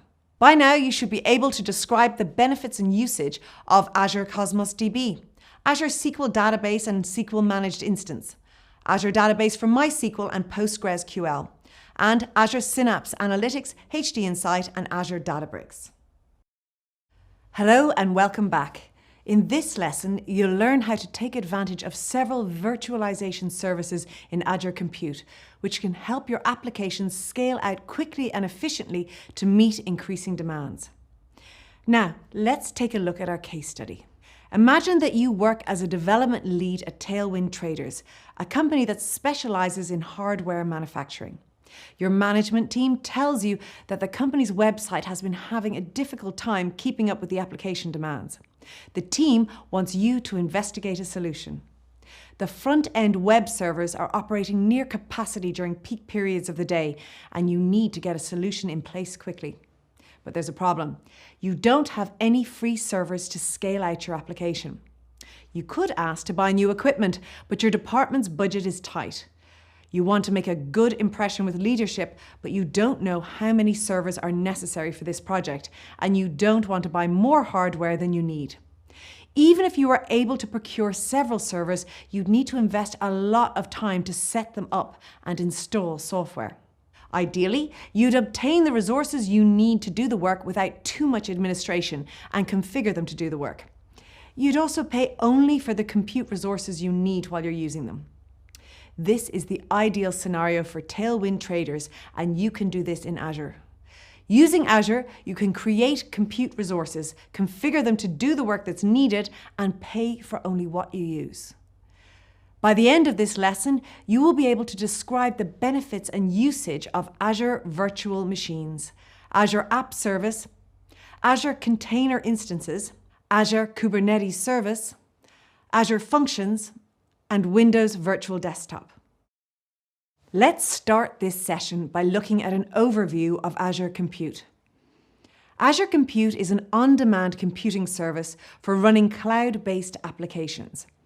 It provides computing resources such as disks, processors, memory, networking, and operating systems. The resources are available on demand and can typically be made available in minutes or even seconds. You pay only for the resources you use and only for as long as you're using them. Azure supports a wide range of computing solutions for development and testing, running applications, and extending your data center. The service supports Linux, Windows Server, SQL Server, Oracle, IBM, and SAP. Azure also has many services that can run virtual machines. Each service provides different options depending on your requirements. In this lesson, you will examine some of the main services, including Azure Virtual Machines, including Virtual Machine Scale Set, Azure Container Instances, including Azure Kubernetes, Azure App Service, and Azure Functions or serverless computing. So what are virtual machines? Virtual machines are software emulations of physical computers. They include a virtual processor, memory, storage, and networking resources. Virtual machines host an operating system, and you can install and run software just like a physical computer. When using a remote desktop client, you can use and control the virtual machine as if you were sitting in front of it. With Azure Virtual Machines, you can create and use virtual machines in the cloud. Virtual machines, also known as VMs, provide infrastructure as a service, IaaS, and can be used in different ways. When you need total control over an operating system and environment, virtual machines are an ideal choice. Just like a physical computer, you can customize all the software running on the virtual machine. This ability is helpful when you're running custom software or custom hosting configurations. For example, if Tailwind Traders wants to provision Linux and Windows virtual machines with the configurations of their choice, they could do so in seconds using Azure Virtual Machine services. You know that virtual machines are software emulations of physical computers, but what are virtual machine scale sets? Virtual machine scale sets are an Azure compute resource that you can use to deploy and manage a set of identical virtual machines. Azure Virtual Machine Scale Sets lets you create and manage a group of identical load-balanced virtual machines. Scale sets allow you to centrally manage, configure, and update a large number of virtual machines in minutes to provide highly available applications. The number of virtual machine instances can automatically increase or decrease in response to demand or a defined schedule. For this reason, it's easier to build large-scale services targeting big compute, big data, and containerized workloads. As demand goes up, more virtual machine instances can be added. As demand goes down, virtual machine instances can be removed. The process can be manual, automated, or a combination of both. For example, if Tailwind Traders want to achieve high availability by auto-scaling to create thousands of virtual machines, they could do so in minutes using virtual machine scale sets. Let's take a look at some more Azure compute resources. Container instances and Azure Kubernetes Service, or AKS, are Azure compute resources that you can use to deploy and manage containers. Containers are lightweight virtualized application environments. They're designed to be quickly created, scaled out, and stopped dynamically. You can run multiple instances of a containerized application on a single host machine. For example, if Tailwind Traders wants to containerize apps and easily run containers with a single command, they would use container instances.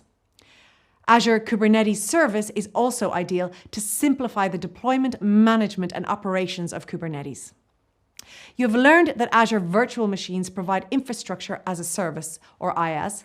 Azure App Service, on the other hand, is a platform as a service, or PaaS offering. With Azure App Service, you can quickly build, deploy, and scale enterprise-grade web, mobile, and API apps running on any platform. You can meet rigorous performance, scalability, security, and compliance requirements while using a fully managed platform to perform infrastructure maintenance. For example, if Tailwind Traders wants to quickly create cloud apps for web and mobile with fully managed platform, they can use Azure App Service. Let's suppose you're not concerned about the underlying platform or infrastructure, but only about the code running your service. Functions are ideal for this scenario. They're commonly used when you need to perform work in response to an event, often via a REST request, timer, or message from another Azure service, and when that work can be completed quickly, within seconds or less. For example, if Tailwind Traders wants to accelerate app development using an event-driven serverless architecture, they can use Azure Functions. In this session, you have started gathering information that will help you to resolve Tailwind Traders' challenges. You looked at an overview of Azure Virtual Machines, Azure App Service, Azure Container Instances, Azure Kubernetes, Azure Functions, and Virtual Machine Scale Set. In this session, you continue to explore the possible Azure solutions that can help you scale out your applications. One possible solution to Tailwind Traders' lack of physical service is using virtual machines. Let's dive right in and explore virtual machines as a solution.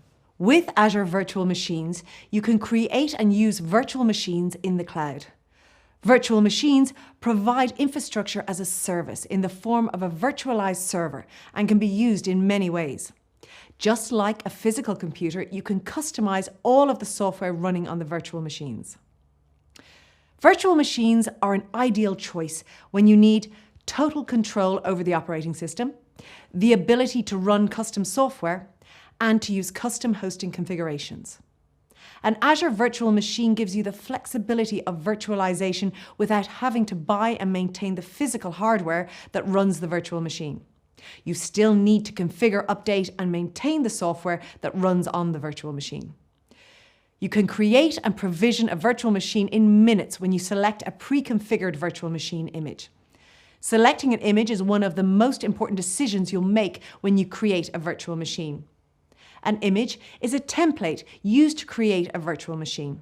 These templates already include an operating system and often other software like development tools or web hosting environments. Here are some examples of when to use virtual machines. During testing and development, virtual machines provide a quick and easy way to create different operating system and application configurations. Test and development personnel can then easily delete the virtual machines when they no longer need them. When running applications in the cloud, the ability to run certain applications in the public cloud as opposed to creating a traditional infrastructure to run them can provide substantial economic benefits. For example, an application might need to handle fluctuations in demand. Shutting down VMs when you don't need them or quickly starting them up to meet a sudden increase in demand means you pay only for the resources you use. When extending your data center to the cloud, an organization can extend the capabilities of its own on-premises network by creating a virtual network in Azure and adding VMs to that virtual network. Applications like SharePoint can then run on an Azure VM instead of running locally. This arrangement makes it easier or less expensive to deploy than in an on-premises environment. During disaster recovery, as with running certain types of applications in the cloud and extending an on-premises network to the cloud, you can get significant cost savings by using an IaaS-based approach to disaster recovery. If a primary data center fails, you can create VMs running on Azure to run your critical applications and then shut them down when the primary data center becomes operational again. Virtual machines are also an excellent choice when you move from a physical server to the cloud. This is also known as lift and shift. You can create an image of the physical server and host it within a virtual machine with little or no changes. Just like a physical on-premises server, you must maintain the virtual machine. You update the installed operating system and the software it runs. You can run single virtual machines for testing, development, or minor tasks. Or you can group virtual machines together to provide high availability, scalability, and redundancy. No matter what your uptime requirements are, Azure has several features that can meet them. These features include virtual machine scale sets, Azure Batch. Let's start off by looking at virtual machine scale sets.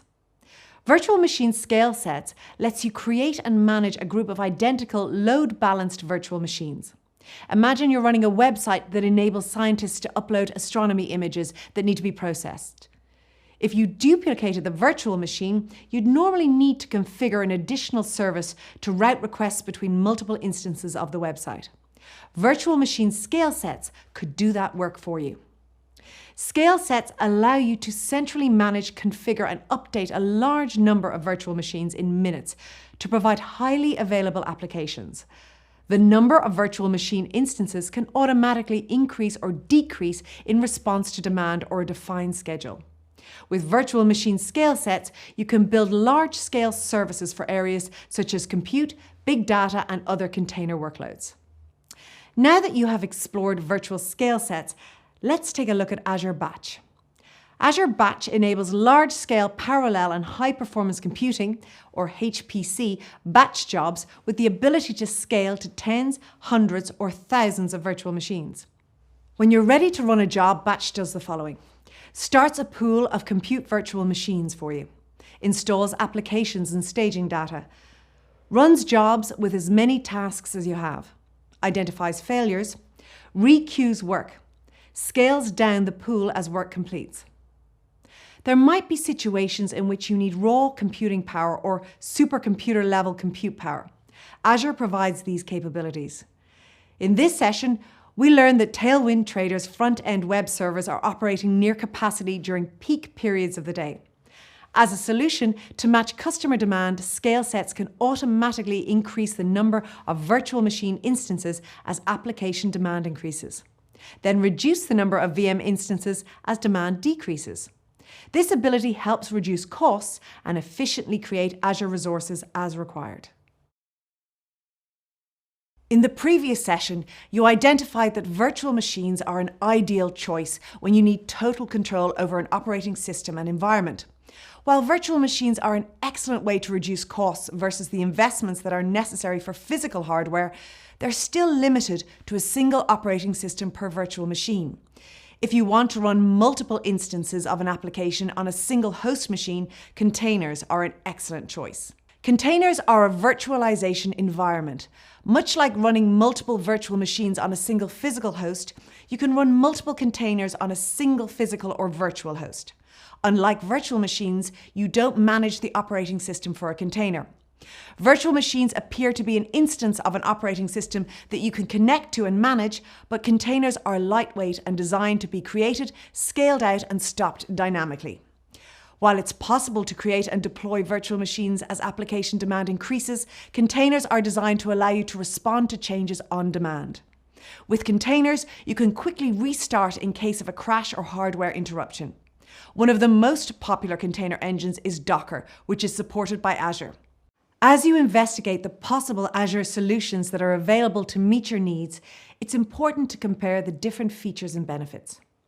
If you were to select container instances as an option, how would you manage this? Containers are managed through a container orchestrator, which can start, stop, and scale out application instances as needed. There are two ways to manage both Docker and Microsoft-based containers in Azure: Azure Container Instances, or ACI, and Azure Kubernetes Service, or AKS. Azure Container Instances offers the fastest and simplest way to run a container in Azure without having to manage any virtual machines or adopt any additional services. It's a platform as a service offering that allows you to upload your containers, which it runs for you. Azure Kubernetes Service is a complete orchestration service for containers with distributed architectures and large volumes of containers. Orchestration is the task of automating and managing a large number of containers and how they interact. Containers are often used to create solutions by using a microservice architecture. A microservice architecture consists of a collection of small autonomous services. Each service is self-contained and should implement a single business capability. This image illustrates the microservices architecture. This architecture is where you break solutions into smaller, independent pieces.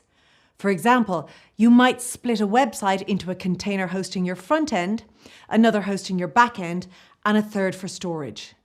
This split allows you to separate portions of your app into logical sections that can be maintained, scaled, or updated independently. Imagine your website backend has reached capacity, but the front end and storage aren't being stressed. You could scale the backend separately to improve performance, decide to use a different storage service, and replace the storage container without affecting the rest of the application. In your research for Tailwind Traders, you've looked at two different ways that you can virtualize your application. Another alternative is to deploy your application's front-end websites to Azure App Service, which makes it easy to respond to application demand. App Service enables you to build and host web apps, background jobs, mobile backends, and RESTful APIs in the programming language of your choice without managing infrastructure. It offers automatic scaling and high availability. App Service supports Windows and Linux and enables automated deployments from GitHub, Azure DevOps, or any Git repo to support a continuous deployment model. This platform as a service environment allows you to focus on the website and API logic, while Azure handles the infrastructure to run and scale your web applications.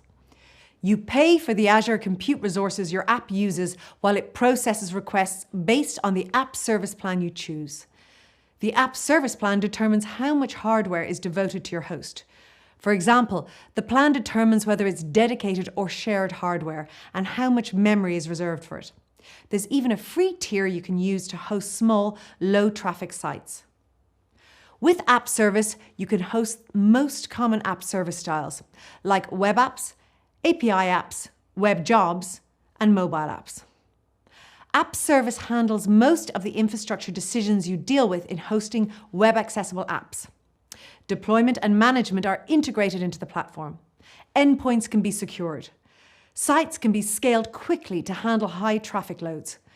The built-in load balancing and traffic manager provide high availability. All of these app styles are hosted in the same infrastructure and share these benefits. This flexibility makes App Service the ideal choice to host web-oriented applications. App Service includes full support for hosting web apps by using ASP.NET, ASP.NET Core, Java, Ruby, Node.js, PHP, or Python. You can choose either Windows or Linux as the host operating system. Much like hosting a website, you can build REST-based web APIs by using your choice of language and framework. You get full Swagger support and the ability to package and publish your API in Azure Marketplace. The produced apps can be consumed from any HTTP or HTTPS-based client.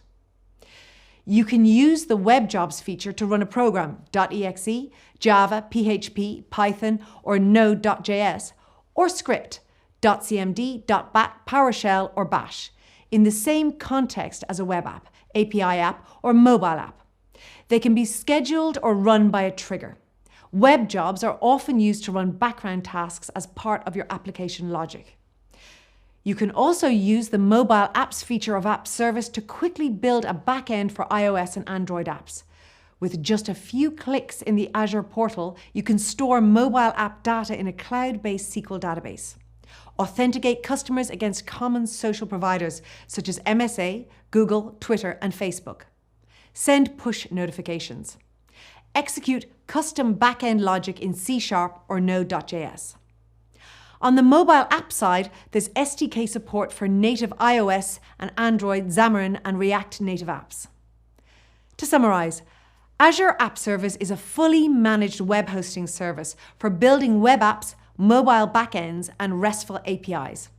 Azure App Service also provides pricing and performance options that cater for every need, from small websites to globally scaled web applications. After consulting with several of your fellow developers at Tailwind Traders, you've determined that some of your application logic is event-driven. In other words, for a large amount of time, your application is waiting for a particular input before it performs any processing. To reduce your costs, you want to avoid having to pay for the time that your application is waiting for input. With that in mind, you've decided to investigate Azure Functions to see if it can help. Azure Functions is the serverless computing service hosted on the Microsoft Azure public cloud. Azure Functions and serverless computing in general is designed to accelerate and simplify application development. Before launching straight in, let's first look at serverless computing. Serverless computing is the abstraction of servers, infrastructure, and operating systems. With serverless computing, Azure takes care of managing the server infrastructure and the allocation and deallocation of resources based on demand. Infrastructure isn't your responsibility. Scaling and performance are handled automatically. You're billed only for the exact resources you use. There's no need to even reserve capacity. Serverless computing includes the abstraction of servers, an event-driven scale, and microbilling. Let's explore each of these concepts. Serverless computing abstracts the servers you run on. You never explicitly reserve server instances. The platform manages that for you. Each function execution can run on a different compute instance. This execution context is transparent to the code.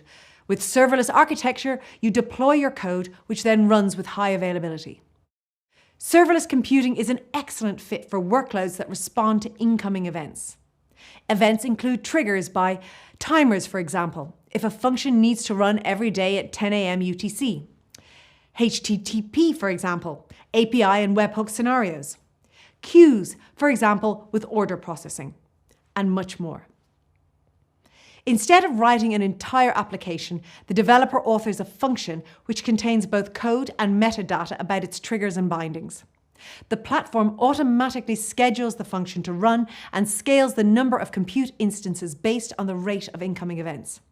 Triggers define how a function is invoked. Bindings provide a declarative way to connect to services from within the code.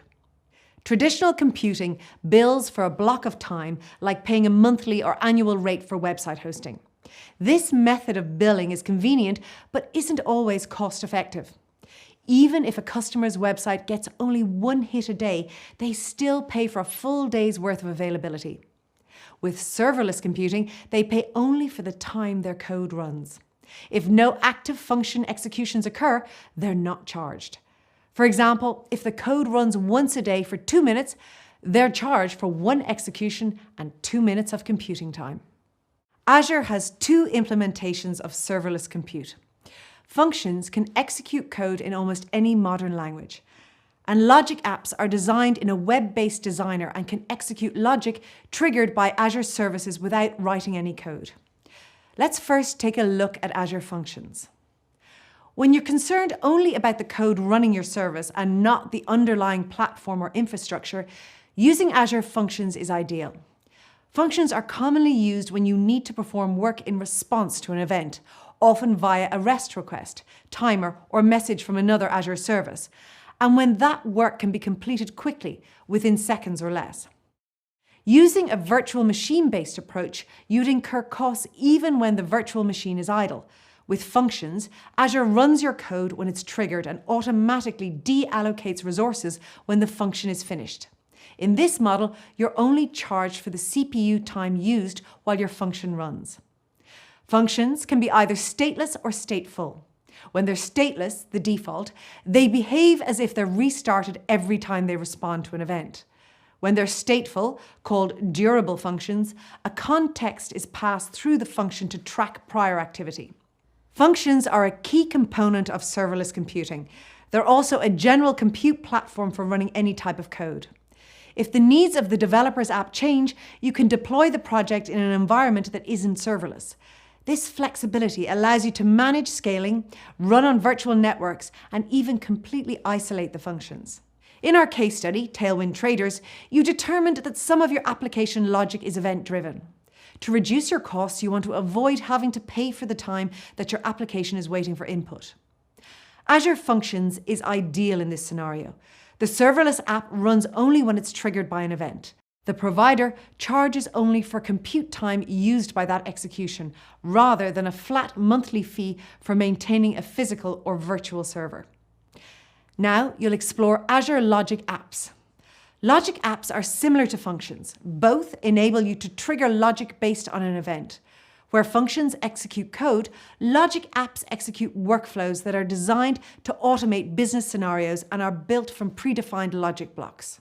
Every Azure Logic App workflow starts with a trigger, which fires when a specific event happens, or when newly available data meets specific criteria. Many triggers include basic scheduling capabilities, so developers can specify how regularly their workloads will run. Each time the trigger fires, the Logic Apps engine creates a Logic App instance that runs the actions in the workflow. These actions can also include data conversions and flow controls, such as conditional statements, switch statements, loops, and branching. You create Logic App workflows by using a visual designer on the Azure portal or in Visual Studio. The workflows are persisted as a JSON file with a known workflow schema. Azure provides more than 200 different connectors and processing blocks to interact with different services.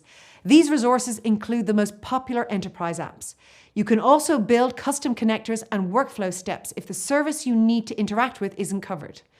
You then use the visual designer to link connectors and blocks together. You pass data through the workflow to do custom processing, often all without writing any code.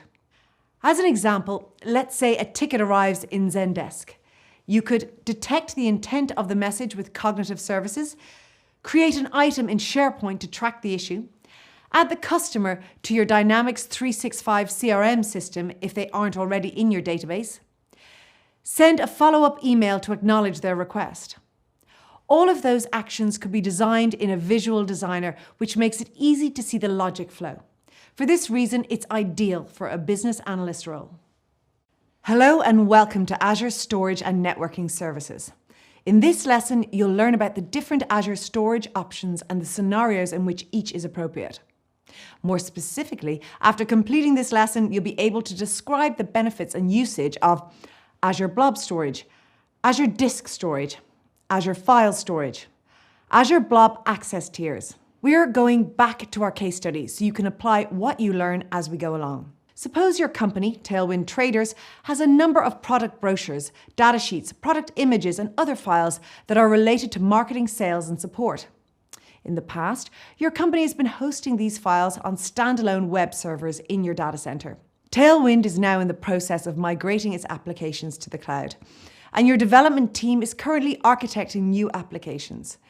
Your Chief Technology Officer wants to migrate all of your marketing, sales, and support files to the cloud in order to take advantage of geographic distribution of your files.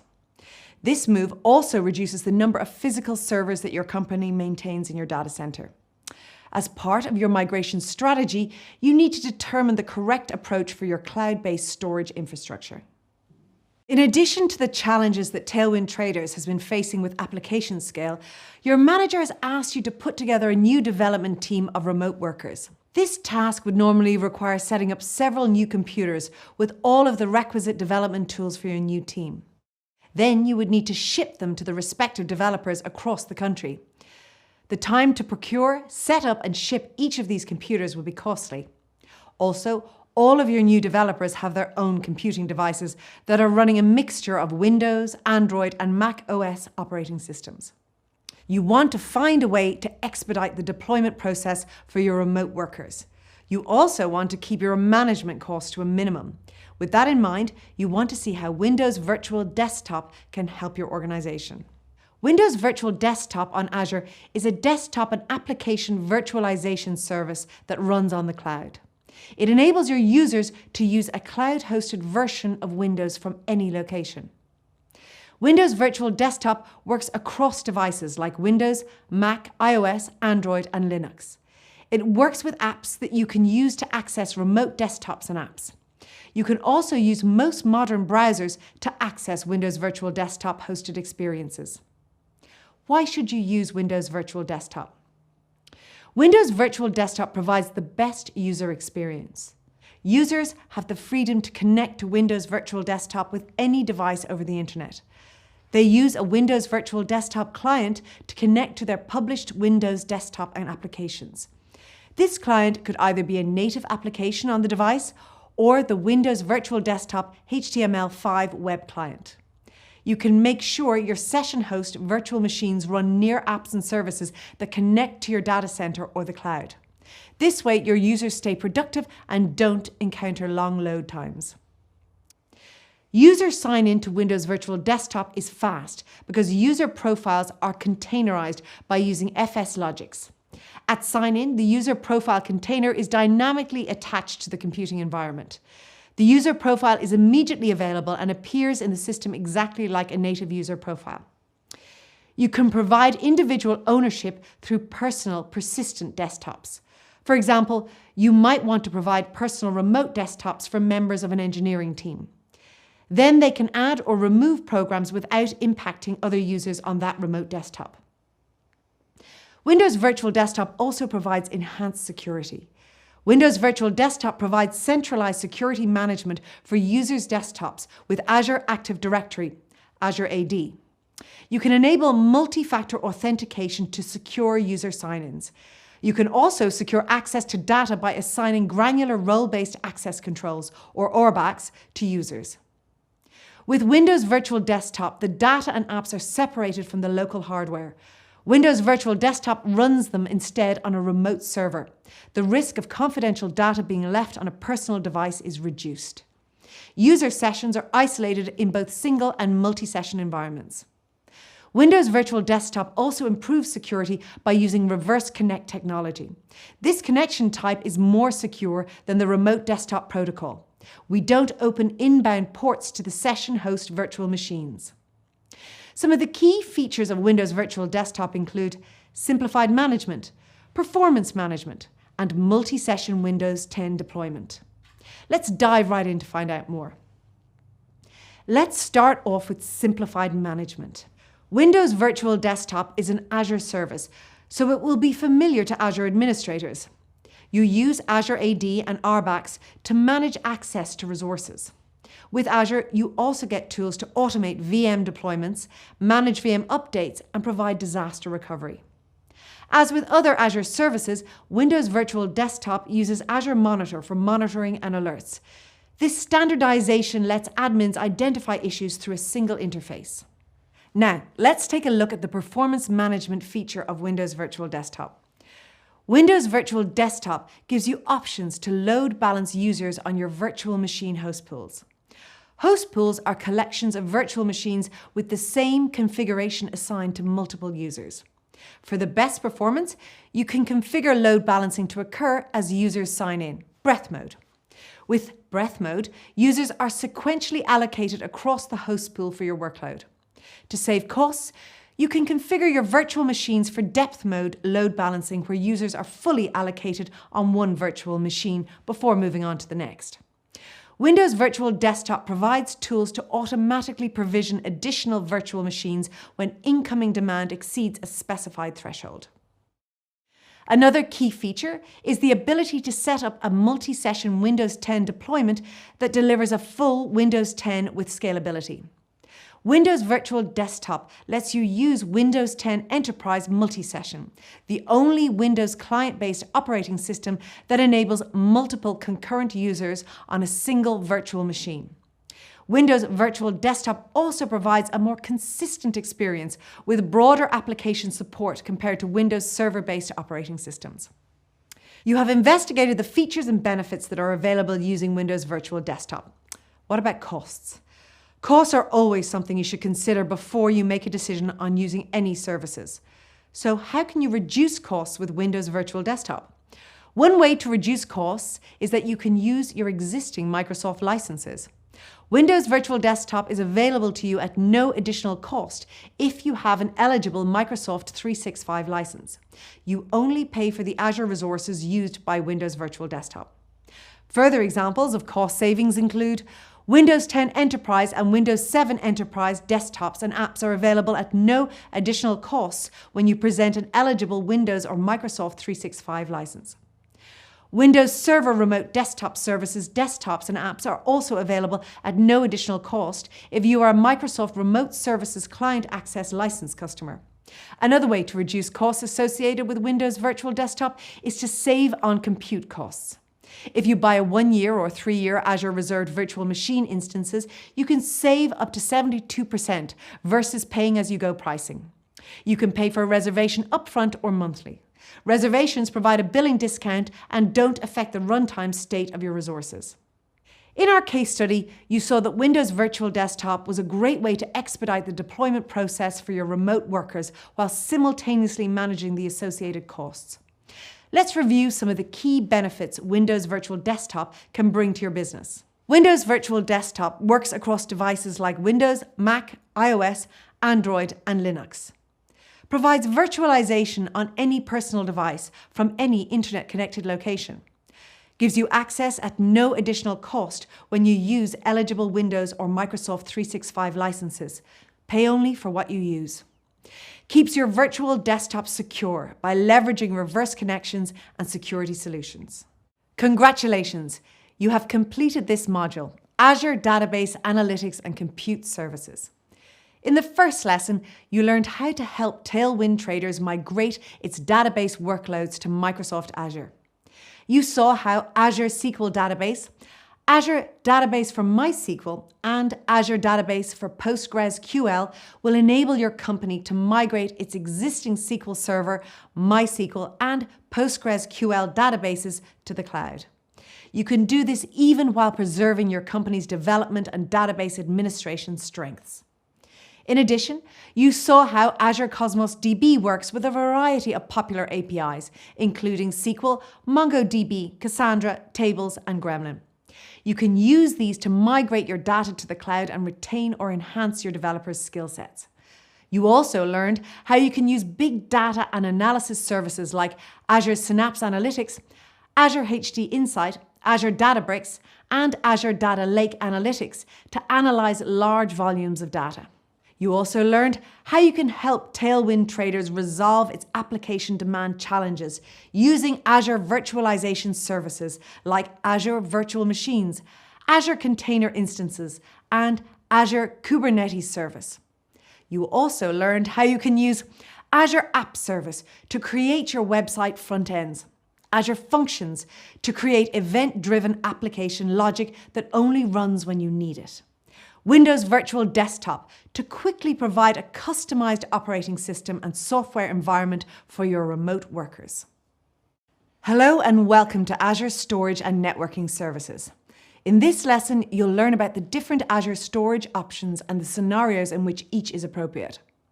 More specifically, after completing this lesson, you'll be able to describe the benefits and usage of Azure Blob Storage, Azure Disk Storage, Azure File Storage, Azure Blob Access Tiers. We are going back to our case study so you can apply what you learn as we go along. Suppose your company, Tailwind Traders, has a number of product brochures, data sheets, product images, and other files that are related to marketing, sales, and support. In the past, your company has been hosting these files on standalone web servers in your data center. Tailwind is now in the process of migrating its applications to the cloud, and your development team is currently architecting new applications. Your Chief Technology Officer wants to migrate all of your marketing, sales, and support files to the cloud in order to take advantage of geographic distribution of your files. This move also reduces the number of physical servers that your company maintains in your data center. As part of your migration strategy, you need to determine the correct approach for your cloud-based storage infrastructure. The CTO of your company, Tailwind Traders, has tasked your team with migrating all of your files to the cloud. Your team has chosen Azure Storage, which is a service that you can use to store files, messages, tables, and other types of information. Clients such as websites, mobile apps, desktop applications, and many other types of custom solutions can read data from and write data to Azure Storage. Azure Storage is also used by infrastructure as a service virtual machines and platform as a service cloud services. To begin using Azure Storage, you first create an Azure Storage account to store your data objects. You can create an Azure Storage account by using the Azure Portal, PowerShell, or the Azure CLI. You should note that Azure Storage is not the same as Azure Database Services. Your storage account will contain all of your Azure Storage data objects, such as blobs, files, and disks. For example, by using storage accounts to store her files in the cloud, Sally will be able to access these files through a unique namespace using HTTP or HTTPS. These files will be highly available and securely stored within this Azure Storage account. Please note that Azure VMs use Azure Disk Storage to store virtual disks. However, you can't use Azure Disk Storage to store a disk outside of a virtual machine. A storage account provides a unique namespace for your Azure Storage data that's accessible from anywhere in the world over HTTP or HTTPS. Data in this account is secure, highly available, durable, and massively scalable. For more information, you can refer to the Microsoft Azure product documentation on how to create a storage account. Disk Storage provides disks for Azure virtual machines. Applications and other services can access and use these disks as needed, similar to how they would in on-premises scenarios. Disk storage allows data to be persistently stored and accessed from an attached virtual hard disk. Disks come in many different sizes and performance levels, from solid-state drives, SSDs, to traditional spinning hard disk drives, HDDs, with varying performance tiers. You can use standard SSD and HDD disks for less critical workloads, premium SSD disks for mission-critical production applications, and ultra disks for data-intensive workloads such as SAP HANA, top-tier databases, and transaction-heavy workloads. Azure has consistently delivered enterprise-grade durability for infrastructure as a service disks, with an industry-leading 0% annualized failure rate. An Azure virtual machine can use separate disks to store different data. Azure Blob Storage is an object storage solution for the cloud. It can store massive amounts of data, such as text or binary data. Azure Blob Storage is unstructured, meaning that there are no restrictions on the kinds of data it can hold. Blob Storage can manage thousands of simultaneous uploads, massive amounts of video data, constantly growing log files, and can be reached from anywhere with an internet connection. Blobs aren't limited to common file formats. A blob could contain gigabytes of binary data streamed from a scientific instrument, an encrypted message for another application, or data in a custom format for an app you're developing. One advantage of blob storage over disk storage is that it does not require developers to think about or manage disks. Data is uploaded as blobs, and Azure takes care of the physical storage needs. Blob storage is ideal for storing up to 8 terabytes of data for virtual machines, storing data for analysis by an on-premises or Azure-hosted service, storing data for backup and restore, disaster recovery, and archiving, streaming video and audio, storing files for distributed access, serving images or documents directly to a browser. This diagram illustrates how you might use Azure accounts, containers, and blobs. Azure Files offers fully managed file shares in the cloud that are accessible via the industry standard server message block and network file system preview protocols. Azure File shares can be mounted concurrently by cloud or on-premises deployments of Windows, Linux, and macOS. Applications running in Azure virtual machines or cloud services can mount a file storage share to access file data, just as a desktop application would mount a typical SMB share. Any number of Azure virtual machines or roles can mount and access the file storage share simultaneously. Typical usage scenarios would be to share files anywhere in the world, diagnostic data, or application data sharing. Use Azure Files for the following situations. Many on-premises applications use file shares. Azure Files makes it easier to migrate those applications that share data to Azure. If you mount the Azure file share to the same drive letter that the on-premises application uses, the part of your application that accesses the file share should work with minimal, if any, changes. Store configuration files on a file share and access them from multiple VMs. Tools and utilities used by multiple developers in a group can be stored on a file share, ensuring that everybody can find them and that they use the same version. Write data to a file share and process or analyze the data later. For example, you might want to do this with diagnostic logs, metrics, and crash dumps. This illustration shows Azure Files being used to share data between 2 geographical locations. Azure Files ensures the data is encrypted at rest, and the SMB protocol ensures the data is encrypted in transit. One thing that distinguishes Azure Files from files on a corporate file share is that you can access the files from anywhere in the world by using a URL that points to the file. You can also use Shared Access Signature or SAS tokens to allow access to a private asset for a specific amount of time. A service SAS URI will show the resource URI and the SAS token. Data stored in the cloud can grow at an exponential pace. To manage costs for your expanding storage needs, it's helpful to organize your data based on attributes like frequency of access and planned retention period. Data stored in the cloud can be different based on how it's generated, processed, and accessed over its lifetime. Some data is actively accessed and modified throughout its lifetime. Some data is accessed frequently early in its lifetime, with access dropping drastically as the data ages. Some data remains idle in the cloud and is rarely, if ever, accessed after it's stored. To accommodate these different access needs, Azure provides several access tiers, which you can use to balance your storage costs with your access needs.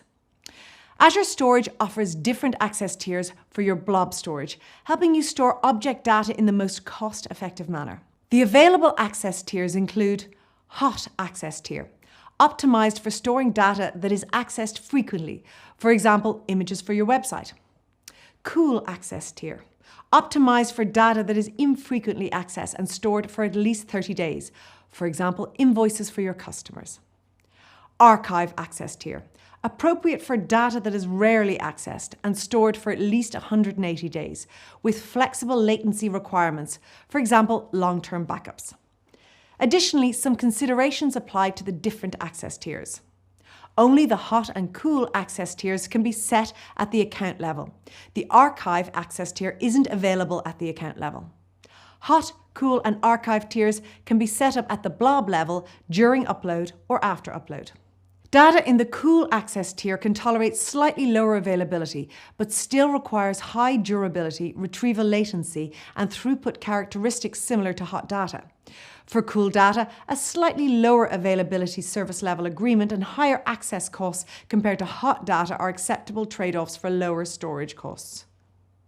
Archive storage stores data offline and offers the lowest storage costs, but also the highest cost to rehydrate and access data. This illustration demonstrates choosing between the hot and cool access tiers on a general purpose storage account.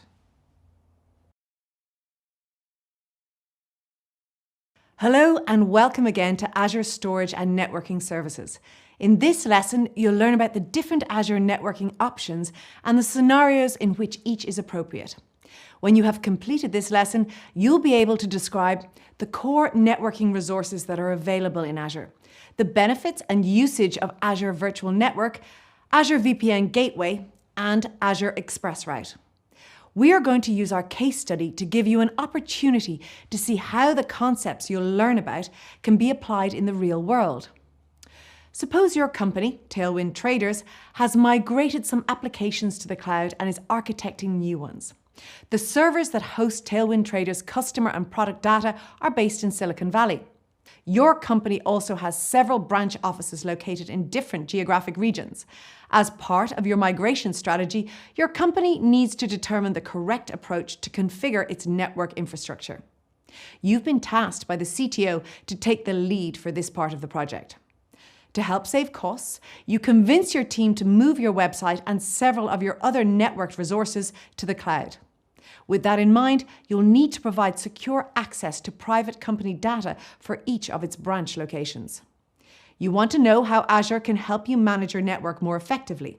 As it turns out, managing networks on Azure isn't entirely different from managing on-premises networks. Tailwind Traders has an on-premises data center that you plan to keep, but you want to use Azure to offload peak traffic by using virtual machines hosted in Azure. You want to keep your existing IP addressing scheme and network appliances while ensuring that any data transfer is secure. Using Azure Virtual Network for your virtual networking can help you reach your goals. Azure Virtual Networks enable Azure resources such as VMs, web apps, and databases to communicate with each other, with users on the internet, and with your on-premises client computers. You can think of an Azure network as a set of resources that links other Azure resources. Azure Virtual Networks provide the following key networking capabilities: isolation and segmentation, internet communications, communicate between Azure resources, communicate with on-premises resources, route network traffic, filter network traffic, and connect virtual networks. Now, let's explore the networking capabilities provided by Azure. Isolation and segmentation. Virtual Network allows you to create multiple isolated virtual networks. When you set up a virtual network, you define a private IP address space by using either public or private IP address ranges. You can divide that IP address space into subnets and allocate part of the defined address space to each named subnet. For name resolution, you can use the name resolution service that's built into Azure. You also can configure the virtual network to use either an internal or an external DNS server. Internet communications. A VM in Azure can connect to the internet by default. You can enable incoming connections from the internet by defining a public IP address or a public load balancer. For VM management, you can connect via the Azure CLI, Remote Desktop Protocol, or Secure Shell. Communicate between Azure resources. You'll want to enable Azure resources to communicate securely with each other. You can do that in one of two ways. Virtual networks.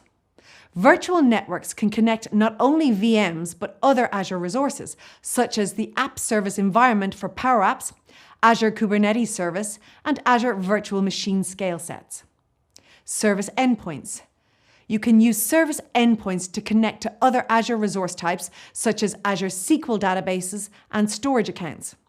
This approach enables you to link multiple Azure resources to virtual networks to improve security and provide optimal routing between resources. Azure Virtual Networks enable you to link resources together in your on-premises environment and within your Azure subscription. In effect, you can create a network that spans both your local and cloud environments.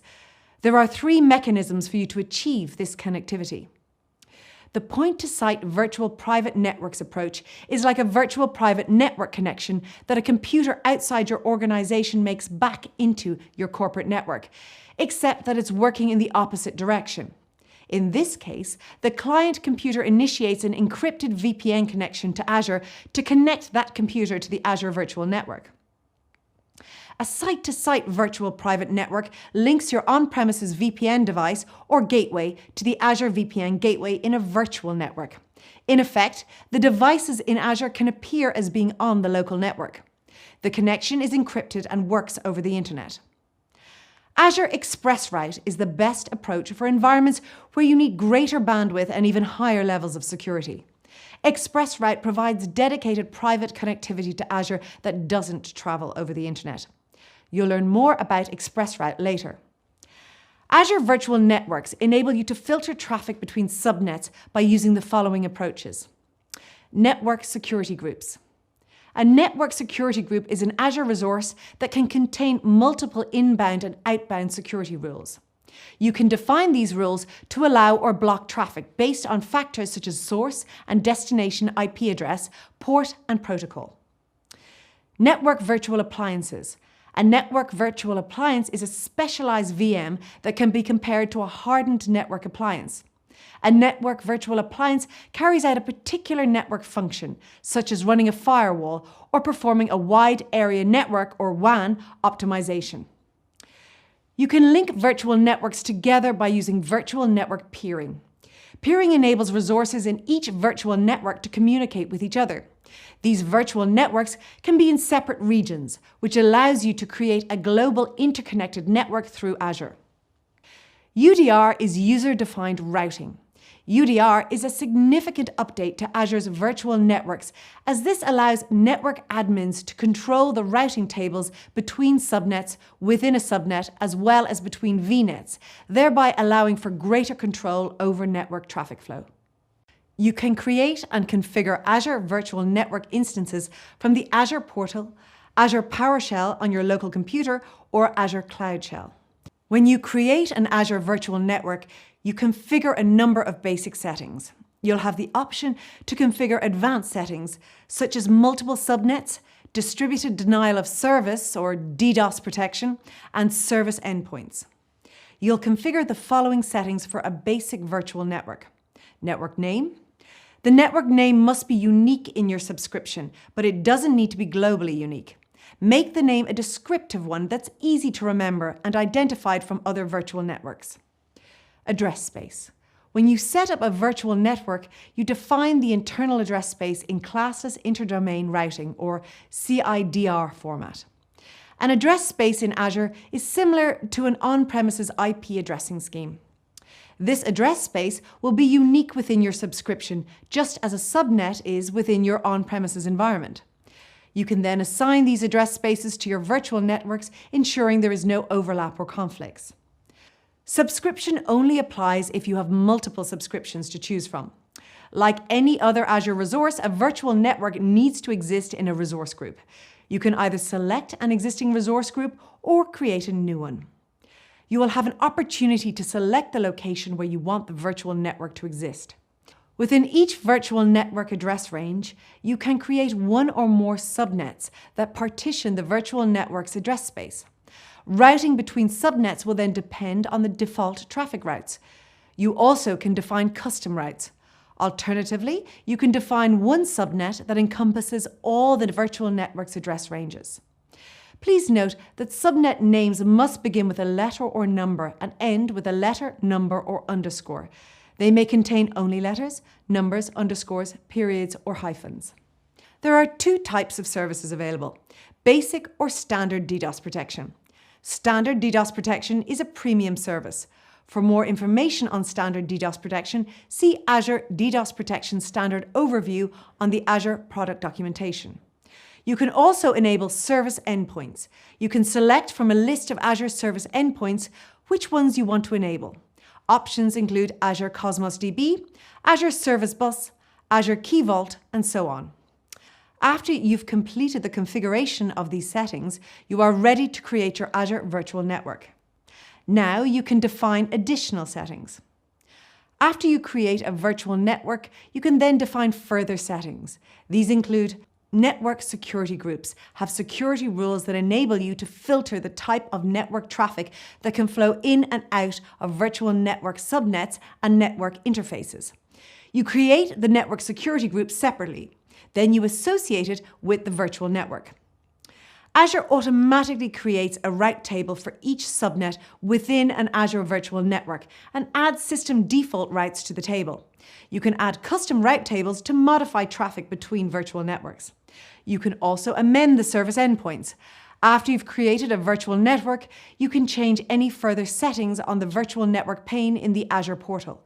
Alternatively, you can use PowerShell commands or commands in Cloud Shell to make changes.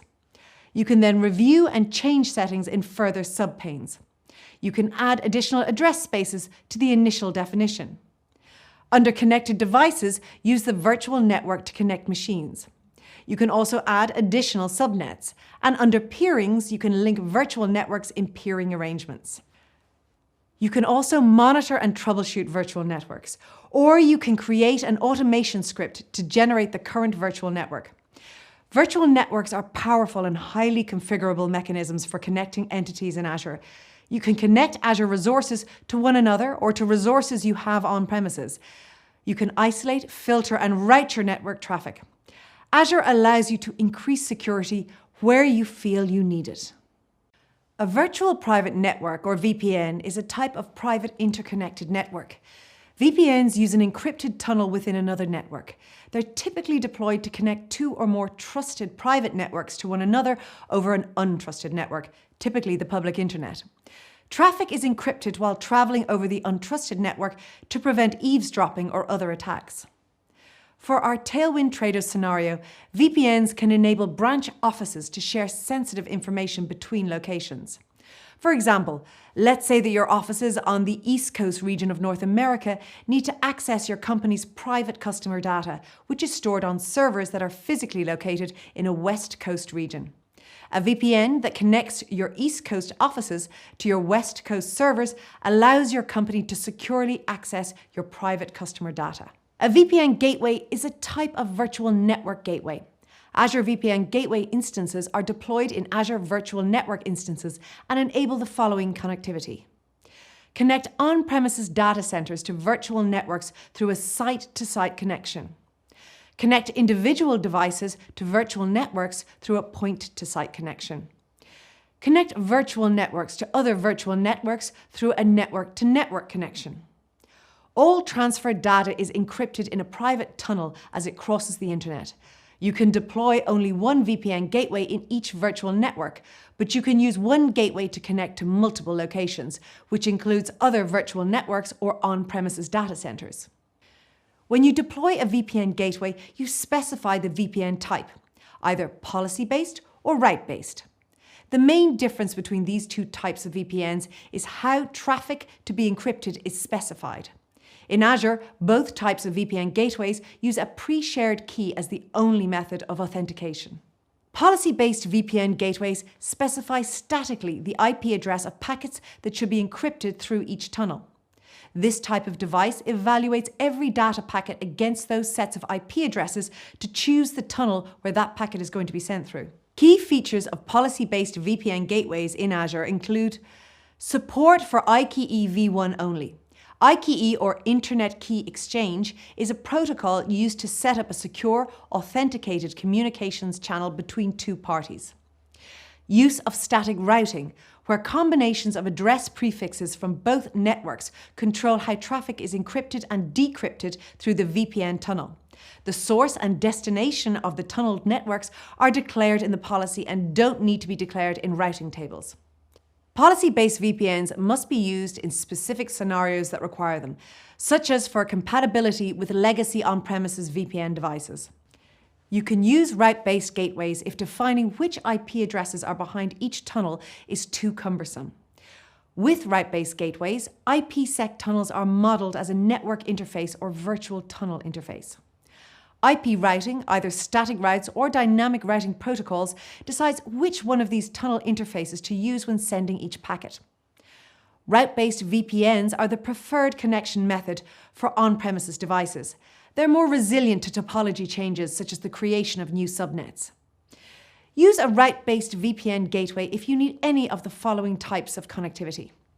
Connections between virtual networks, point-to-site connections, multi-site connections, coexistence with an Azure ExpressRoute gateway.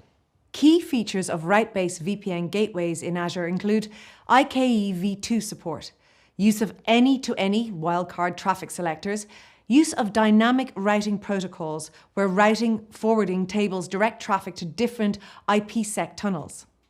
In this case, the source and destination networks aren't statically defined as they are in policy-based VPNs or even in route-based VPNs with static routing.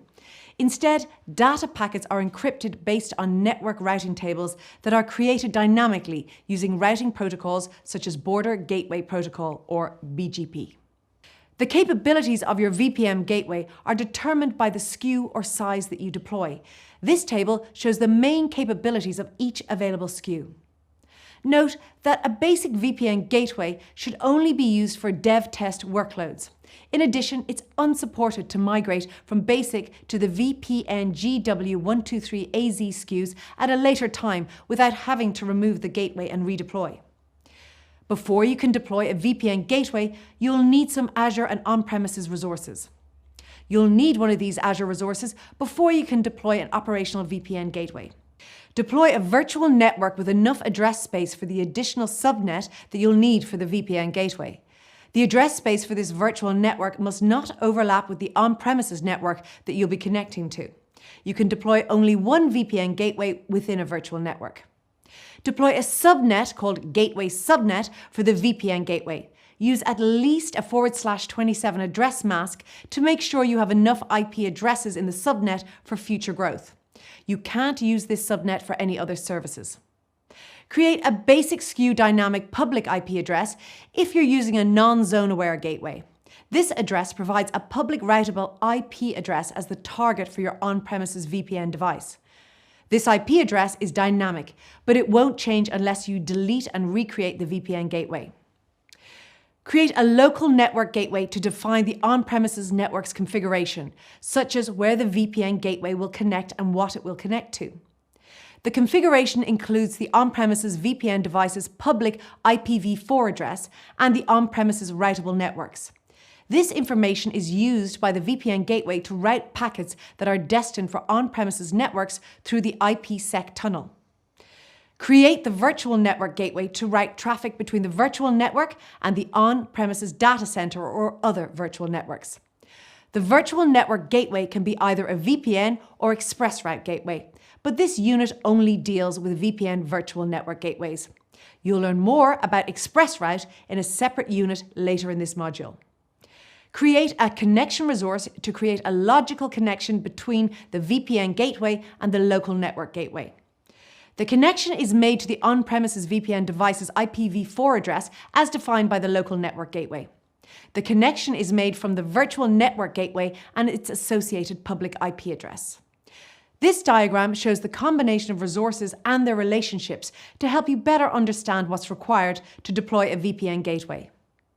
To connect your data center to a VPN gateway, there are some required on-premises resources. A VPN device that supports policy-based or route-based VPN gateways. A public-facing internet routable IP address. There are several ways to ensure you have a fault-tolerant configuration. By default, VPN gateways are deployed as 2 instances in an active standby configuration, even if you only see one VPN gateway resource in Azure. When planned maintenance or unplanned disruption affects the active instance, the standby instance automatically assumes responsibility for connections without any user intervention. Connections are interrupted during this failover, but they're typically restored within a few seconds for planned maintenance and within 90 seconds for unplanned disruptions. With the introduction of support for the BGP routing protocol, you can also deploy VPN gateways in an active-active configuration. In this configuration, you assign a unique public IP address to each instance. You then create separate tunnels from the on-premises device to each IP address. You can extend the high availability by deploying an additional VPN device on premises. Another high availability option is to configure a VPN gateway as a secure failover path for ExpressRoute connections. ExpressRoute circuits have resiliency built in, but they aren't immune to physical problems that affect the cables delivering connectivity or outages that affect the complete ExpressRoute location. In high availability scenarios, where there's risk associated with an outage of an ExpressRoute circuit, you can also provision a VPN gateway that uses the internet as an alternative method of connectivity. In this way, you can ensure there's always a connection to the virtual networks. In regions that support availability zones, VPN gateways and ExpressRoute gateways can be deployed in a zone-redundant configuration. This configuration brings resiliency, scalability, and higher availability to virtual network gateways. Deploying gateways in Azure availability zones physically and logically separates gateways within a region while protecting your on-premises network connectivity to Azure from zone-level failures. These gateways require different gateway SKUs and use standard public IP addresses instead of basic public IP addresses. ExpressRoute lets you extend your on-premises networks into the Microsoft Cloud over a private connection with the help of a connectivity provider. With ExpressRoute, you can establish connections to Microsoft Cloud services, such as Microsoft Azure and Microsoft 365. Connectivity can be from an any-to-any IPVPN network, a point-to-point Ethernet network, or a virtual cross-connection through a connectivity provider at a co-location facility. ExpressRoute connections don't go over the public internet. This allows ExpressRoute connections to offer more reliability, faster speeds, consistent latencies, and higher security than typical connections over the internet. For information on how to connect your networks to Microsoft using ExpressRoute, see ExpressRoute connectivity models. As part of your work for Tailwind Traders, you should understand what Azure ExpressRoute is and how it integrates with on-premises and Azure networks. Now we will cover the benefits that ExpressRoute provides compared to other site-to-site connectivity options. As a result, you'll learn whether ExpressRoute can provide your company with the best possible network performance. Throughout this unit, we'll focus on two different layers of the Open Systems Interconnection, or OSI model. Layer 2, or L2, is the data link layer, which provides node-to-node communication between two nodes on the same network. Layer 3, or L3, is the network layer, which provides addressing and routing between nodes on a multi-node network. There are several benefits to using ExpressRoute as the connection service between Azure and on-premises networks. Layer 3 connectivity between your on-premises network and the Microsoft Cloud through a connectivity provider. Connectivity can be from an any-to-any IPVPN network, a point-to-point Ethernet connection, or through a virtual cross-connection via an Ethernet exchange. Connectivity to Microsoft Cloud services across all regions in the geopolitical region. Global connectivity to Microsoft services across all regions with the ExpressRoute Premium add-on. Dynamic routing between your network and Microsoft via BGP. Built-in redundancy in every peering location for higher reliability. Connection uptime SLA. And QoS support for Skype for Business. ExpressRoute provides layer 3 address-level connectivity between your on-premises network and the Microsoft Cloud through connectivity partners. These connections can be from a point-to-point or any-to-any network. They can also be virtual cross-connections through an exchange. Each connectivity provider uses redundant devices to ensure that connections established with Microsoft are highly available. You can configure multiple circuits to complement this feature. All redundant connections are configured with layer 3 connectivity to meet service level agreements. ExpressRoute enables connectivity to Microsoft Cloud services. That includes direct access to the following services in all regions: Microsoft Office 365, Microsoft Dynamics 365, Azure Compute Services, such as Azure Virtual Machines, Azure Cloud Services, such as Azure Cosmos DB and Azure Storage. Office 365 was created to be accessed securely and reliably via the internet. For this reason, we recommend the use of ExpressRoute for specific scenarios. You can enable ExpressRoute Global Reach to exchange data across your on-premises sites by connecting your ExpressRoute circuits. For example, assume that you have a private data center in California connected to ExpressRoute in Silicon Valley. You have another private data center in Texas connected to ExpressRoute in Dallas. With ExpressRoute Global Reach, you can connect your private data centers through 2 ExpressRoute circuits. Your cross-data center traffic will travel through the Microsoft network. ExpressRoute uses the Border Gateway Protocol, or BGP routing protocol. BGP is used to exchange routes between on-premises networks and resources running in Azure. This protocol enables dynamic routing between your on-premises network and services running in the Microsoft cloud. ExpressRoute supports 3 models that you can use to connect your on-premises network to the Microsoft cloud: Cloud Exchange Co-location, Point-to-Point Ethernet connection, Any-to-Any connection.